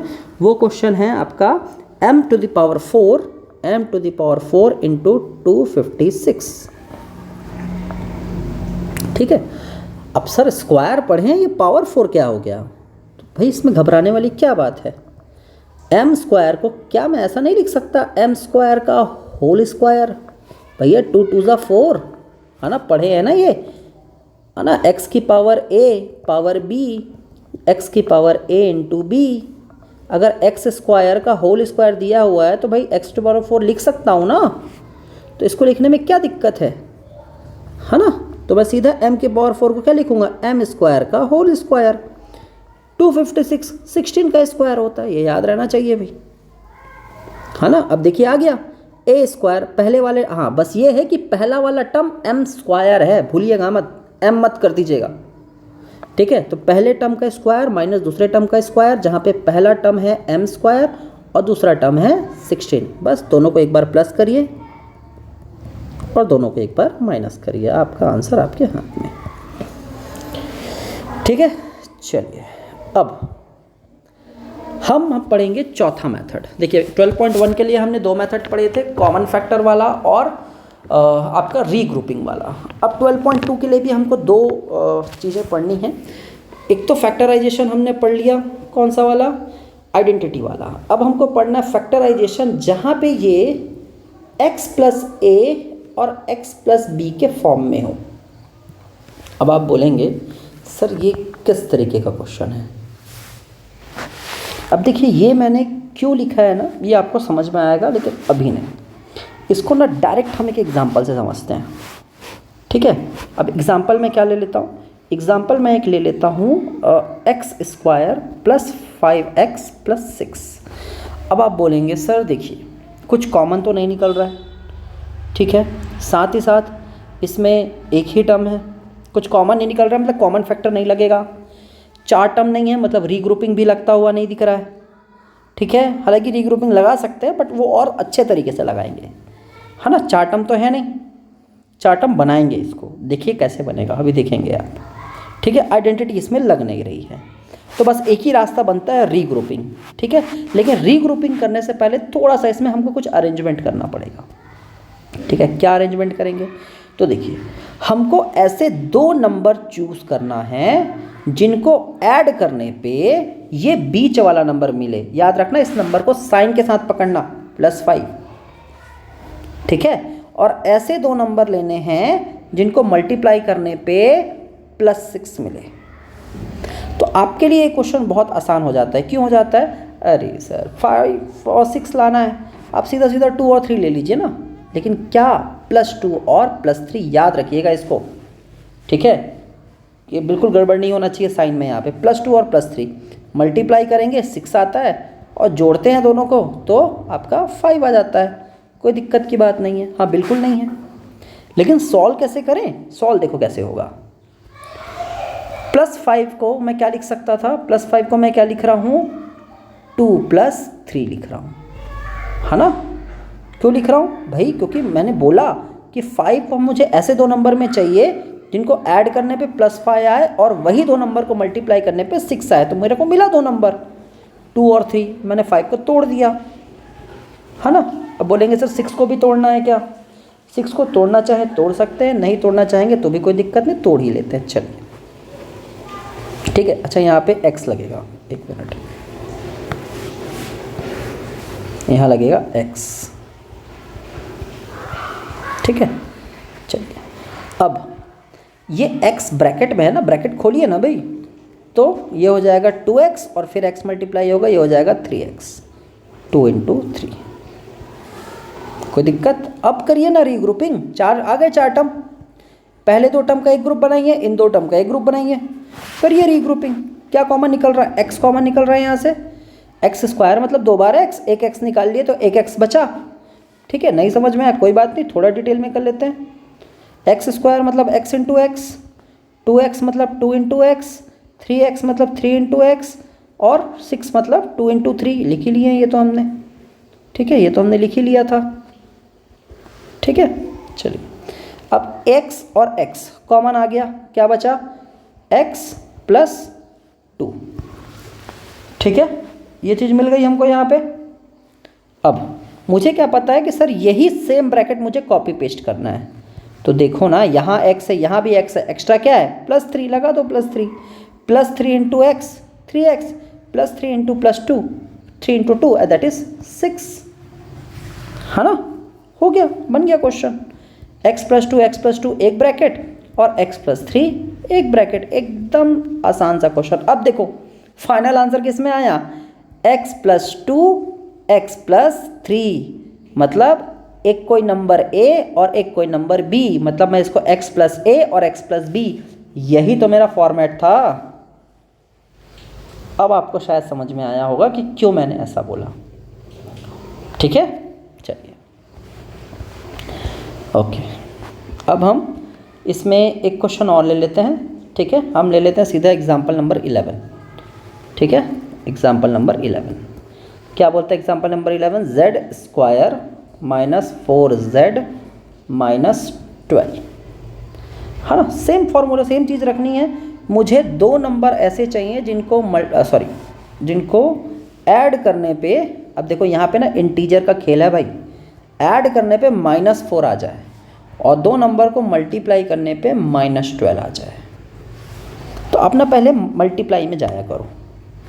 मल्टीप्लाई में जाओगे तो कैसे बात बनेगी, देखो स्टेप बाय स्टेप समझो। अगर ये क्वेश्चन एकदम स्क्रैच से समझना है ना तो एकदम ध्यान से समझो भाई, पिछला वाला तो एकदम ईजी था। अब मुझे चाहिए -12, -12 कब आ सकता है, या -12 को छोड़ दीजिए, 12 कब आ सकता है ये ध्यान दीजिए। तो भाई 1 × 12 कर सकता हूँ सर, है ना, 2 × 6 कर सकता हूँ सर, 3 × 4 कर सकता हूँ सर, फिर 4 × 3, मतलब इतने ही फैक्टर हैं, है ना। 1 और 12 को मैं कुछ भी कर लूँ, प्लस कर लूँ, माइनस कर लूँ, कुछ भी कर लूँ, क्योंकि मेरे को 2 नंबर को जोड़ के -4 भी लाना है, 4 के आसपास आना चाहिए। तो 1 और 12 को मैं कुछ भी कर लूँ, 4 तक तो नहीं आने वाला। वैसे ही 3 और 4 मैं जोड़ लूँ तो 7 आ जाएगा, घटा लूँ तो 1 आ जाएगा, +1 -1 कुछ भी आ जाएगा, लेकिन 4 कहीं से नहीं आने वाला। तो मेरे पास 2 नंबर बचते हैं 2 × 6, ठीक है। अब मुझे समझ में आ गया कि सर 2 × 6 कॉम्बिनेशन बन रहा है। अब 2 × 6 मुझे क्या चाहिए? -12, है ना। 2 × 6 से मुझे क्या चाहिए? -12। तो 2 × 6 -12 कब देगा? या तो मैं -2 × +6 कर लूँ, या तो +2 × -6 कर लूँ, यही 2 कंडीशन है। अब देखो कौन से 2 कंडीशन में मुझे -4 मिलता है। अगर मैं -2 और +6 लेके चलता हूँ तो मेरा आंसर तो प्लस में आ रहा है, लेकिन अगर मैं ये दूसरा कंडीशन लेके चलूँ +2 और -6, तब मेरा आंसर -4 आ रहा है। मतलब मेरे को कौन से 2 नंबर चूज़ करने हैं, पता चला कि नहीं चला? पता चला ना। तो मेरे को -4 को किस में ब्रेक करना है? +2 और -6 में ब्रेक करना है, ठीक है। चलिए क्वेश्चन पे आ जाते हैं वापस। z² - 4z - 12, z² माइनस, अब -4 को किस में ब्रेक करना है? +2 और -6 में कर दीजिए, +2 और -6, ठीक है।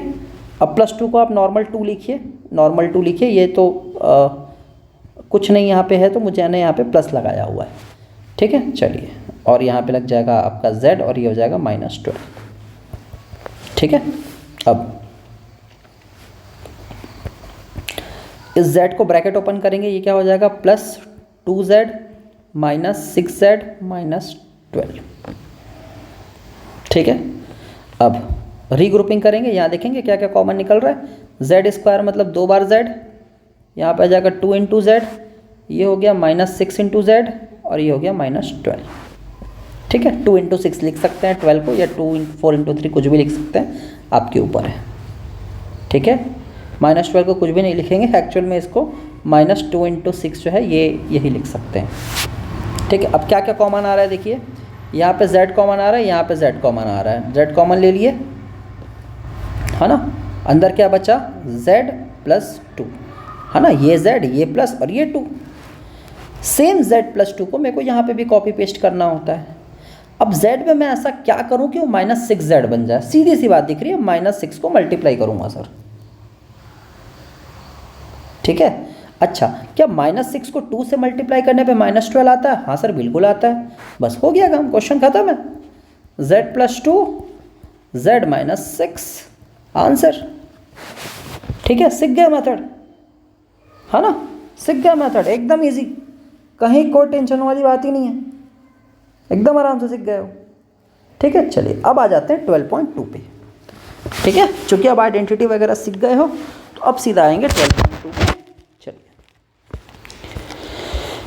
12.2 हम चाहे तो यहीं से स्टार्ट कर सकते हैं, इस एक पेज को क्यों वेस्ट करें हम। एक्सरसाइज 12.2,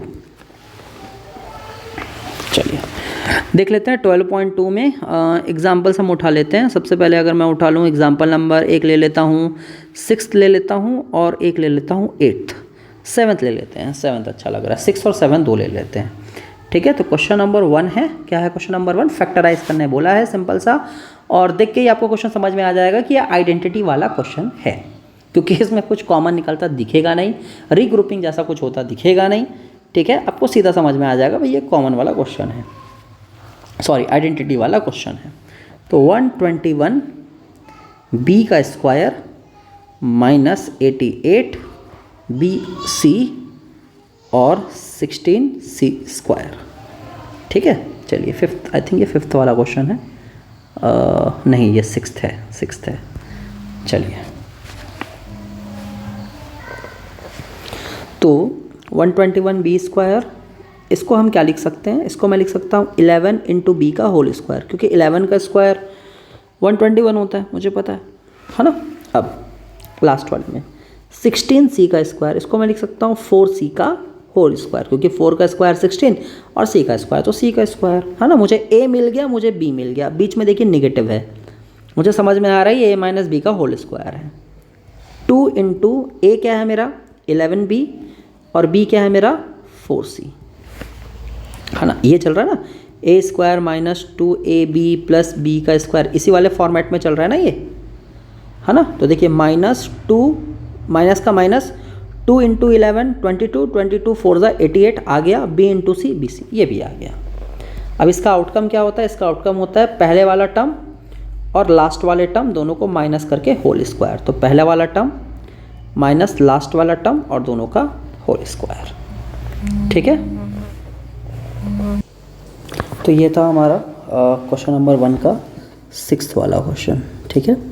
इसके बाद अगर हम देखें इसी में आगे 7th नंबर का क्वेश्चन, तो ये है l + m का होल स्क्वायर -4lm, ये वाला क्वेश्चन। अब इसमें देखिए सबसे पहले तो जो हिंट दिख रहा है हम उससे ही सॉल्व करते हैं। l + m का होल स्क्वायर को ओपन कर लेते हैं, आपको पता है ये ओपन होगा a + b के होल स्क्वायर से, ठीक है। दैट इज़ पहले वाले टर्म का स्क्वायर, फिर 2 × पहला वाला टर्म और दूसरा वाला टर्म और फिर दूसरे वाले टर्म का होल स्क्वायर। तो पहला वाला टर्म l का होल स्क्वायर, 2 × lm + m का होल स्क्वायर, ठीक है। चलिए अब देखिए l² m² +2lm -4lm, है ना जी, बिल्कुल ये क्या है सेम टर्म्स हैं। तो तो -4 और +2 क्या आता है, -2। तो ये इसका आ जाएगा आंसर। बहुत ही आसानी सा क्वेश्चन था ये, आराम से निकल गया। अब हम बात करते हैं क्वेश्चन नंबर 2 पे। ठीक है, क्वेश्चन नंबर 2 पे भी कुछ क्वेश्चन उठा लेते हैं। ठीक है, बहुत आराम से क्वेश्चन बनेंगे, टेंशन वाली कोई बात नहीं है इसमें। ठीक है, चलिए अब इसमें हम उठा लेते हैं क्वेश्चन नंबर 7। ठीक है, और क्या उठा लेते हैं, क्वेश्चन नंबर 4 उठा लेते हैं। सबसे पहले क्वेश्चन नंबर 4 उठा लेते हैं। क्या है क्वेश्चन नंबर 4? 16x⁵, ठीक है, और -144 x³। अब देखिए क्या इसमें निकलता हुआ हमको समझ में आ रहा है। ठीक है, 16x⁵ और 144 x³। ठीक है, चलिए सबसे पहले इसमें देखिए ये कुछ भी ना सेट होता हुआ नहीं दिख रहा, लेकिन एक चीज़ समझ में आ रही। क्या समझ में आ रही? 16x 5 बार, 144 x। तो क्या समझ में आ रहा कि 3 टाइम्स x और 3 टाइम x कॉमन निकल रहा है ना। अंदर क्या बच रहा है? 16x² -144। बस क्वेश्चन आसान हो गया है। 16x² को मैं लिख सकता हूँ 4x का होल स्क्वायर, और 144 तो होता है 12 का स्क्वायर। ठीक है, बस यहाँ से a² - b²। आपको हम जब भी आप क्वेश्चन बनाएंगे आप हमेशा फार्मूला को लिखेंगे, ये तो एग्ज़ाम में नंबर कट सकते हैं। ठीक है, याद रखिए कि जहाँ पे जो फार्मूला लग रहा है वो लिखना मस्ट है। तो x³ ये हो जाएगा, पहले दोनों टर्म को ऐड कर देते हैं 12, फिर दोनों टर्म को माइनस कर देते हैं। ये हो गया मेरा आंसर। ठीक है, क्वेश्चन नंबर 2 का ही एक आधा और क्वेश्चन ले लेते हैं। क्वेश्चन नंबर 6 ले लेते हैं, सॉरी 7 ले लेते हैं। क्या है? x² - 2xy + y² और -z²। सेम ऐसा क्वेश्चन हमने एग्जाम्पल में किया हुआ था, अगर आपको याद होगा तो। ठीक है, चलिए तो ये a² - 2ab + b², बस a b की जगह यहाँ xy कर दिया है, तो ये क्या बन जाएगा? x - y का होल स्क्वायर -z²। अब देखिए a² - b², तो a + b a - b दोनों टर्म को एक बार ऐड कर दूंगा और दोनों टर्म को एक बार माइनस कर दूंगा। ठीक है, चलिए अब आ जाते हैं क्वेश्चन नंबर 3 की तरफ।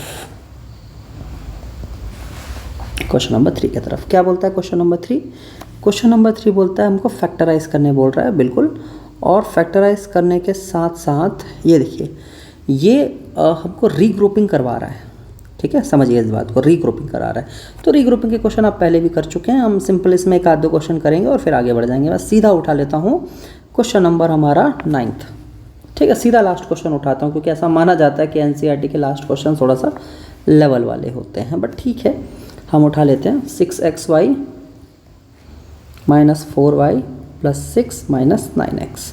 जमा लेते हैं इसको, 6xy - 4y - 9x + 6। यहाँ से क्या कॉमन आ रहा है देखिए, 6 को मैं लिख सकता हूँ 2 × 3। ठीक है, 6 को क्या लिख सकता हूँ 2 × 3 × y। 4 को लिख सकता हूँ 2 × 2y - 9x + 6। क्या कॉमन निकल रहा है? 2y कॉमन निकल रहा है, निकाल देंगे बाहर। अंदर बचेगा, यहाँ बच रहा है 3 माइनस, ठीक है, और ध्यान से देखिए क्या बच रहा है ना। अच्छा सॉरी, यहाँ पे एक x भी है जो हम भूल गए हैं लिखना, x। ठीक है, तो यहाँ एक x भी है, तो 2 × 3, तो यहाँ क्या बचेगा 3x बच रहा है यहाँ पे, और यहाँ बच रहा है 2। सेम 3x - 2 मुझे यहाँ भी चाहिए, है ना। अब देखो 3x में मैं क्या मल्टीप्लाई करूँ कि मेरा -9 बन जाए? ऑब्वियसली -3 मल्टीप्लाई करूँगा, -3 × 3x - 9x। अब देखिए -3 × -2 +6 आ गया। क्वेश्चन एकदम ईजी है, 3x - 2 और 2y - 3। अगर आपका इंटीजर में पकड़ नहीं है, प्लस माइनस आपका गड़बड़ है, तो फिर भाई ये मुश्किल हो जाएगा, है ना। ये पहले से मैं बता दे रहा हूँ। ठीक, चलिए आ जाते हैं क्वेश्चन नंबर 4 की तरफ। क्वेश्चन नंबर 4 को बनाने का एकदम सिंपल सा तरीका है, आपको बस इतना याद रखना है कि कहीं अगर से a⁴ लिखा है तो उसको आप a² की पावर में स्क्वायर ऐसा लिख सकते हैं। बस इतना ही आप याद रख लेंगे, आपका क्वेश्चन नंबर 4 एकदम आराम से निकलेगा। ठीक है, एकदम आराम से निकलेगा, आप बस इतना समझ जाइए। ठीक, मैं उठा लेता हूँ क्वेश्चन नंबर यहाँ से 5th उठा लेता हूँ। ठीक है, क्वेश्चन नंबर 5th देखिए क्या question number 5th, a⁴ minus 2a² b² plus b⁴। अब देखिए a⁴ को क्या लिखने बोला मैंने, a² का होल स्क्वायर 2 इंटू पहला वाला टर्म क्या है a², दूसरा वाला टर्म क्या है b² प्लस दूसरा वाला टर्म b² का होल स्क्वायर। अल्टीमेटली ये आ गया। आंसर क्या होता है, पहला वाला टर्म a मत लिख दीजिएगा, याद रखिए a² है पहला वाला टर्म और दूसरा वाला टर्म क्या है b²। अच्छा यहाँ पे प्लस नहीं आएगा, यहाँ माइनस आएगा क्योंकि -2ab है ना। तो पहला वाला टर्म माइनस का माइनस और लास्ट वाला टर्म का होल स्क्वायर। ठीक है, बन गया क्वेश्चन, है ना। a² minus 2ab plus b², यहाँ पे स्क्वायर एक्स्ट्रा चल रहा है, कोई दिक्कत नहीं है इसमें। चलिए आगे बढ़ते हैं। एक आध क्वेश्चन अगर और लगता है तो आप देख सकते हैं इसमें। जैसे एक क्वेश्चन है a⁴ माइनस b⁴, बिल्कुल a² का होल स्क्वायर b² का होल स्क्वायर, चलने दीजिए। ये एक टर्म है, अंदर में ब्रैकेट में कुछ भी रहने दीजिए, क्या फ़र्क पड़ता है ना। पहले वाले टर्म का स्क्वायर माइनस दूसरे वाले टर्म का स्क्वायर, अंदर कुछ भी रहे ब्रैकेट में, उससे हमको क्या लेना देना है। हमको इतना पता है पहला टर्म जो भी है दूसरा टर्म जो भी है दोनों को एक बार प्लस करना है और दोनों को एक बार माइनस करना है। अब ये इतना करके रुको मत जाना, क्योंकि a² प्लस b² तो कुछ नहीं होता, लेकिन a² माइनस b² तो खुद फॉर्मूला है, ये फिर टूट जाएगा a प्लस बी और a माइनस बी में। ठीक है, चलिए ओके। अब आ जाते हैं हम सीधा क्वेश्चन नंबर 5 पे, जो हमारा मेन क्वेश्चन है। अब इसके 3 क्वेश्चन है, पहला वाला और तीसरा वाला दोनों करेंगे। ठीक है, पहला वाला एकदम इजी है, p² प्लस 6p प्लस 8, ऐसे दो नंबर खोजिए जिनको ऐड करने पे 6 आए और जोड़ने पे +8 आए। बिल्कुल आप सही सोच रहे हैं, 4 और 8, तो 4 + 4 और +2। ठीक है, ऐड करने पे 6 आते हैं, मल्टीप्लाई करने पे 8 आते हैं, 4 × 2 = 8। अब देखिए 3 टर्म से इसको 4 टर्म बनाने का समय आ गया है। ये p दोनों के साथ मल्टीप्लाई होगा, 4p, बीच का प्लस तो प्लस ही है, p × 2 2p और 8, 4 टर्म आ गए। रीग्रुपिंग चालू कर दीजिए। p² मतलब 2 बार p, 4p मतलब अभी तो 4p ही लिख लेते हैं इसको। क्या कॉमन निकल रहा है, p कॉमन निकल रहा है। अंदर क्या बचेगा, अंदर क्या बचेगा, ध्यान से देखिए, p + 4। ठीक है, अब सेम p + 4 यहाँ पे भी चाहिए होता है। p में क्या मल्टीप्लाई करूँ कि 2p बन जाए, तो आप बोलोगे सर +2। 4 में क्या मल्टीप्लाई करूँ कि 8 बन जाए, तो बोलोगे +2। ठीक है, हो गया। p + 4 एक ब्रैकेट, p + 2 दूसरा ब्रैकेट, ख़त्म हो गया काम हमारा। ठीक है, अच्छा शायद मैं एक क्वेश्चन और बताऊंगा बोला था। ठीक है, यहीं पे देख लेते हैं उसको फटाफट। क्या है, p² + 6p - 16। 2 नंबर ऐसे चाहिए जिनको मल्टीप्लाई करने पे +6 आए, लेकिन मल्टीप्लाई करने पे ऐड करने पे +6 आए और मल्टीप्लाई करने पे -16 आए। 16 कहाँ पे आ रहा है भाई, 8 × 2 16 होता है। -16 कहाँ पे आएगा, 2 कंडीशन में आएगा। ठीक है, ध्यान से समझिए, या तो मैं -8 × 2 करूँ तो भी -16 और 8 × -2 करूँ तो भी -16। अब 8 और -2 को लूँगा तब मेरा +6 आएगा, है ना, क्योंकि -8 और 2 को प्लस करूँगा तो -6 आ जाएगा, गड़बड़ है।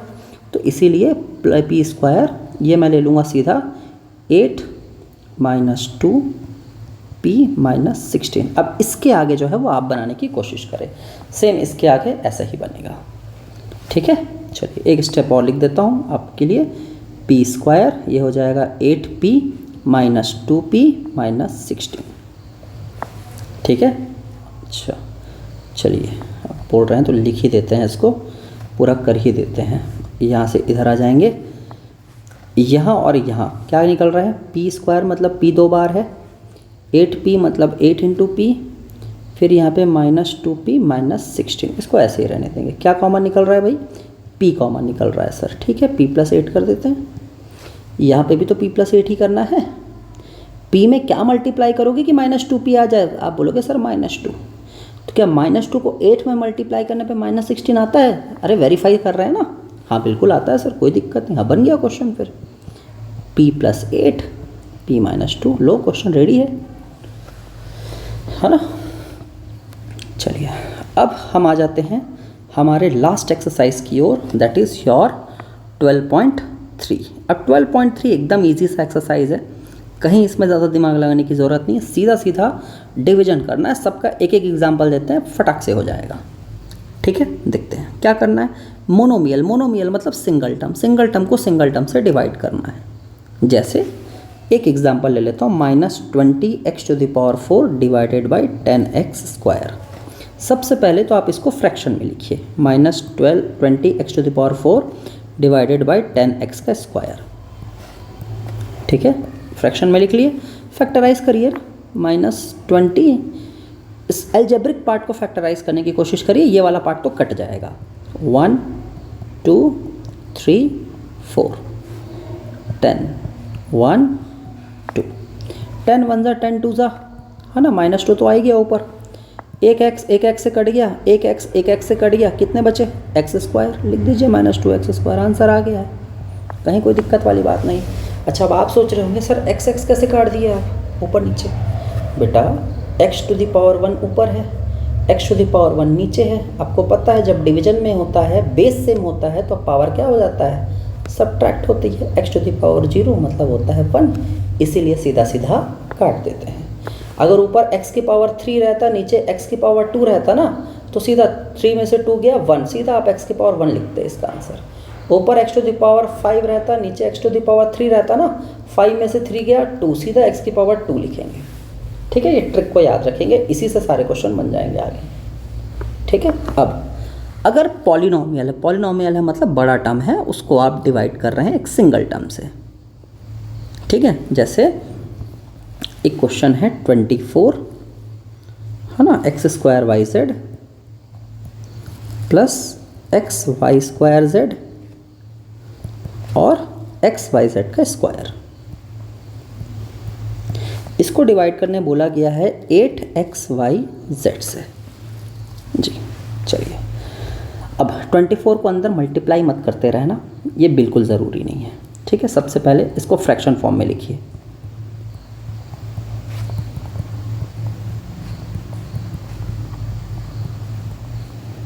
ठीक है। हम क्या लिख रहे हैं, पहले फ्रैक्शन फॉर्म में लिखने की कोशिश कर रहे हैं। 8 1 ज़ा 8 3 ज़ा, ये ख़त्म हो गया। अब देखिए अंदर से क्या कॉमन निकल रहा है, नीचे तो xyz है, क्या कॉमन निकल रहा है?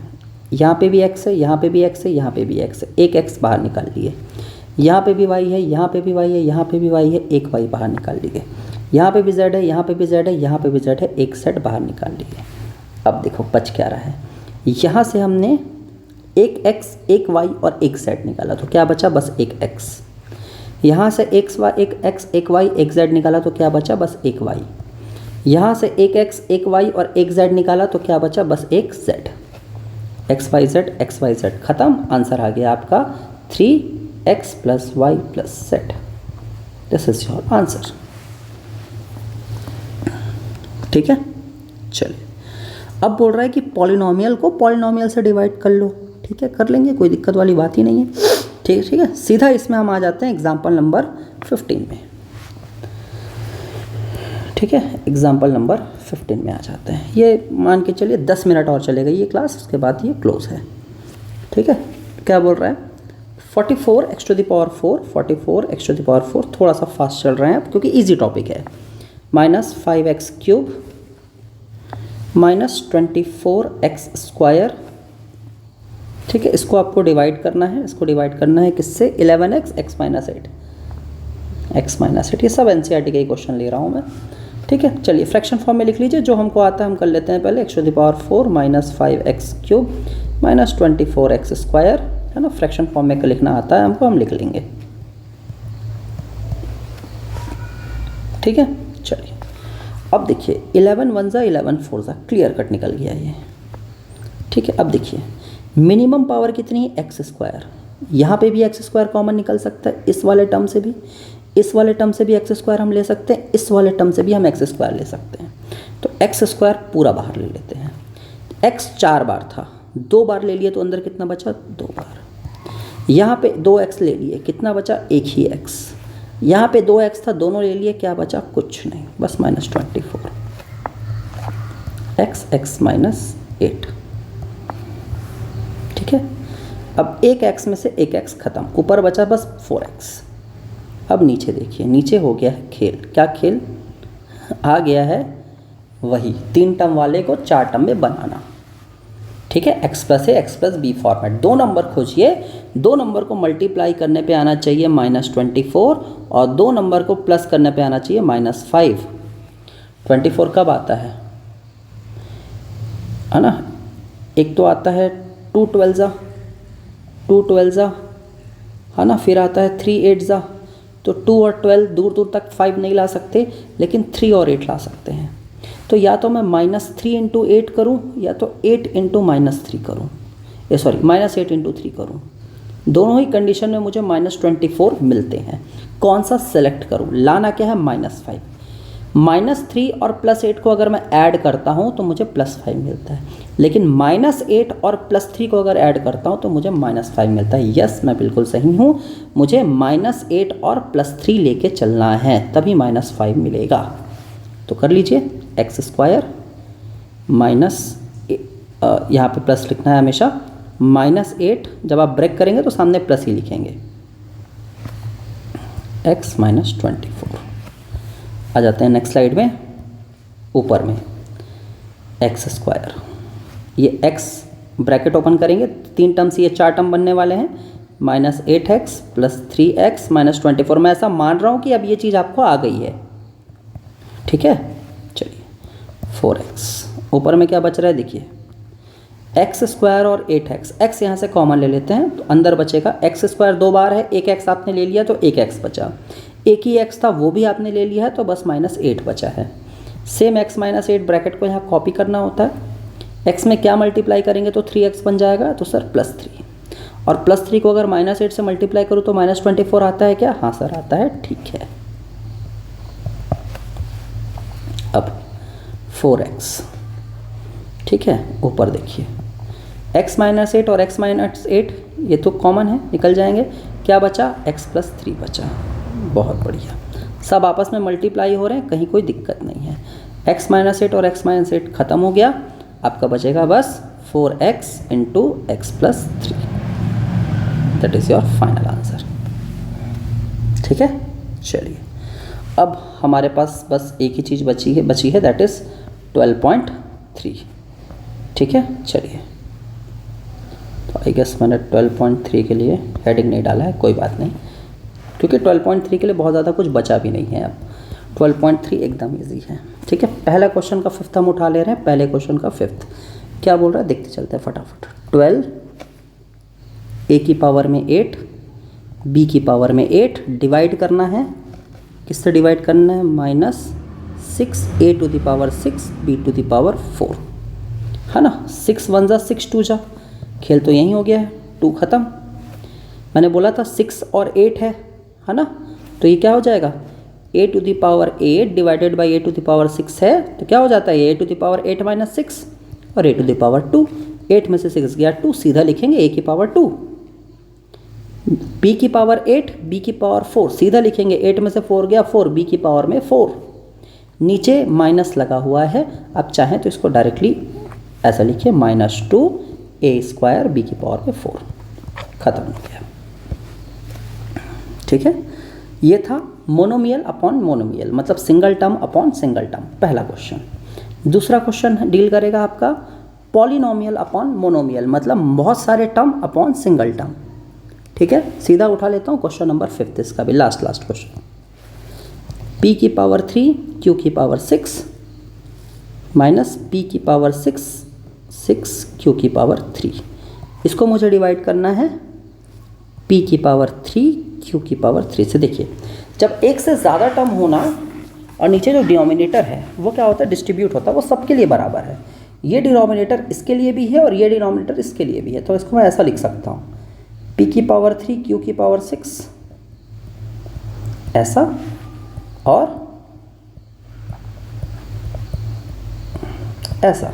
डिनोमिनेटर ना डिवाइड होता है, ठीक है। ये बात शायद हमने जब हमने कहाँ पे देखा है, ये यहाँ पे देखिए, यहाँ पे हमको ये चीज़ नहीं समझ में आई क्योंकि यहाँ पे कॉमन निकल के काम ख़त्म हो गया था हमारा, ठीक है। अगर कॉमन नहीं निकलता तो मैं इसको इंडिविजुअल भी कर सकता था, ठीक है।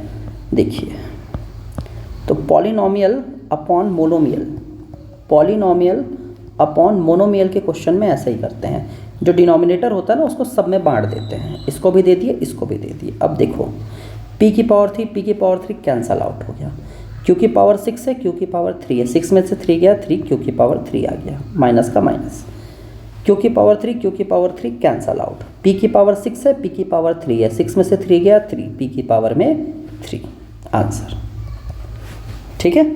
चलिए, अब क्वेश्चन नंबर 3 बिल्कुल इजी है, 4 भी एकदम इजी है, 5th भी इजी है, ठीक है। फिर भी हम कुछ कुछ क्वेश्चन करने की कोशिश इसमें करते हैं।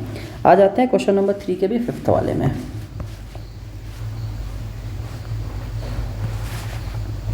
क्वेश्चन नंबर 3 क्या 5th वाला है, उस पर आ जाते हैं। क्या बोल रहा है ये क्वेश्चन, 96 ABC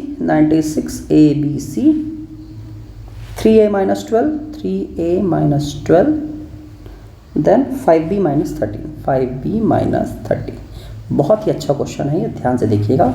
और इसको डिवाइड करना है किससे, 144 a minus 4 और b minus 6।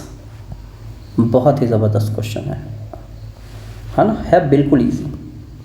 अब एक बात बताइए, 12 का टेबल आपको पता है ना, 12 6 है ना, और 12 12 इतना तो पता है।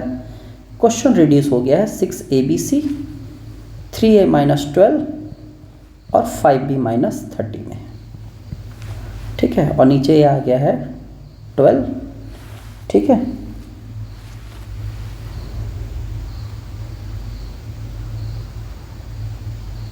अच्छा सॉरी, ये होगा 8 सा होगा, ये थोड़ा सा गलत कर दिया मैंने, ठीक है। 12 8 सा है ये 8 सा होगा, ठीक है। 16 में होगा वो, 8 में नहीं होगा। चलिए, a minus 4 b minus 6। चलिए, अब ये फिर कर सकता है 4 2 ज़ा 4 3 ज़ा, ऊपर हो गया 2abc, ठीक है। नीचे है 3, नीचे वाले टर्म को ना पहले लिखता हूँ, क्यों लिखता हूँ समझ में आ जाएगा आपको।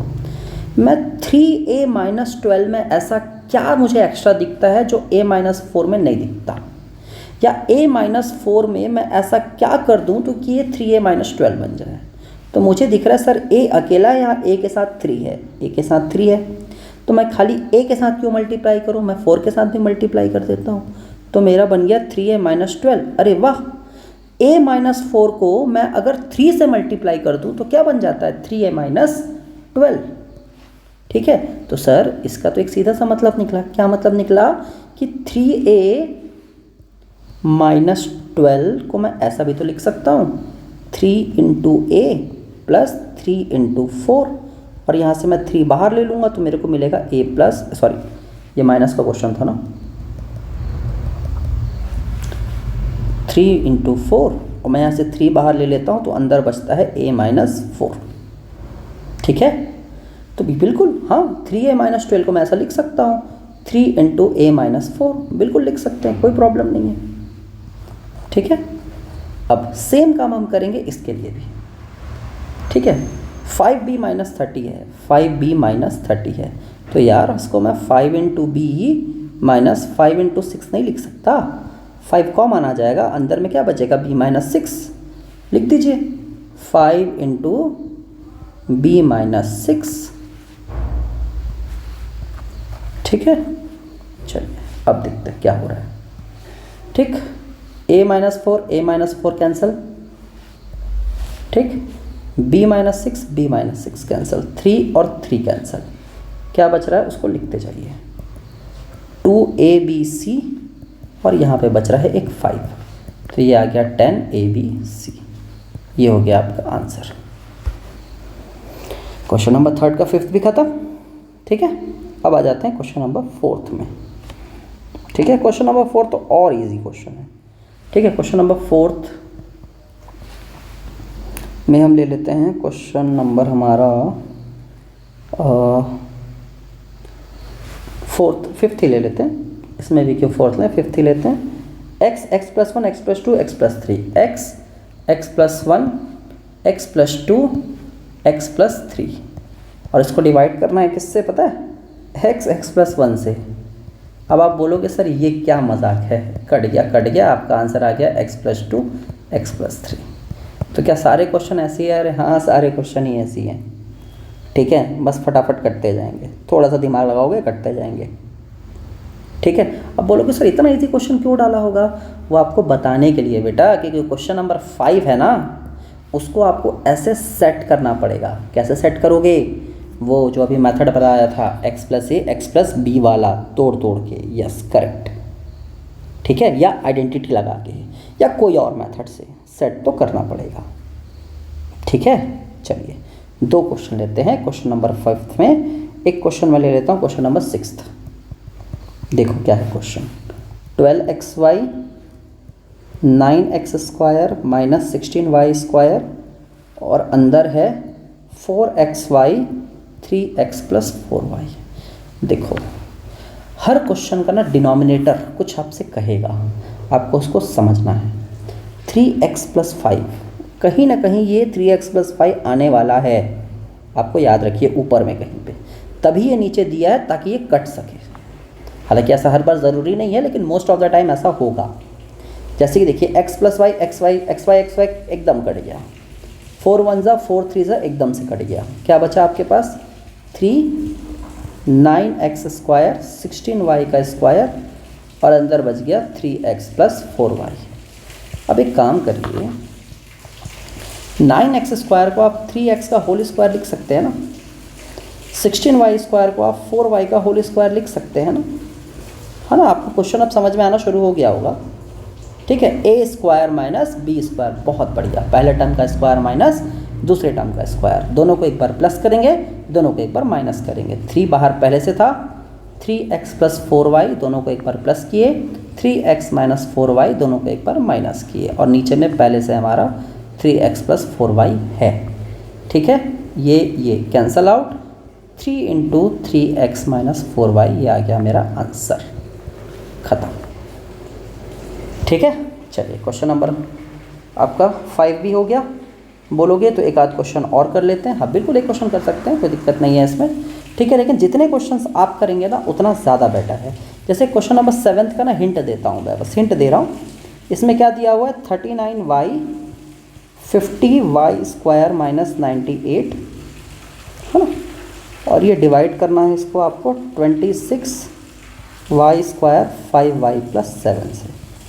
अब देखिए 13 2 ज़ा 13 3 ज़ा, एक y से एक y कैंसिल। क्वेश्चन उठेगा यहाँ पे, तो मैंने बोला हर डिनोमिनेटर कुछ कहता है।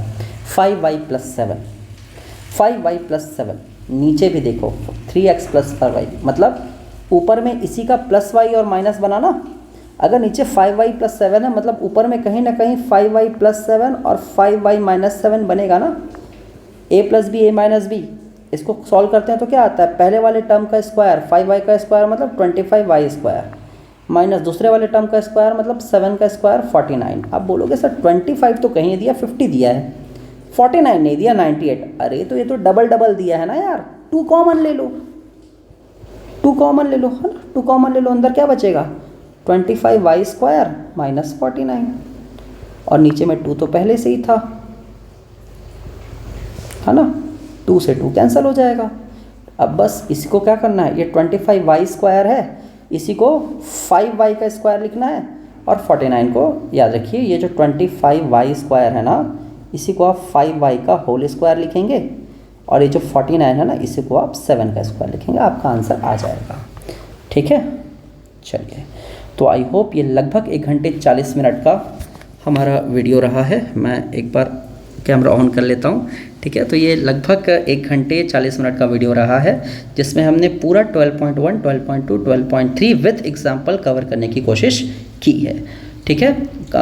अगर आपको कहीं पे कोई प्रॉब्लम आए या कोई डाउट आए तो आप प्लीज़ कमेंट करिए, लाइक करिए, और अगर आपको लगता है कि ठीक था, बाकी लोग के काम आ सकता, तो आप शेयर भी कर सकते हैं, वो टोटली आपके ऊपर है, ठीक है। Till then thank you so much everyone. I try कि कल मैं एक और बना के लेके आऊँ, एक और चैप्टर का वन शॉट, ठीक है। Thank you.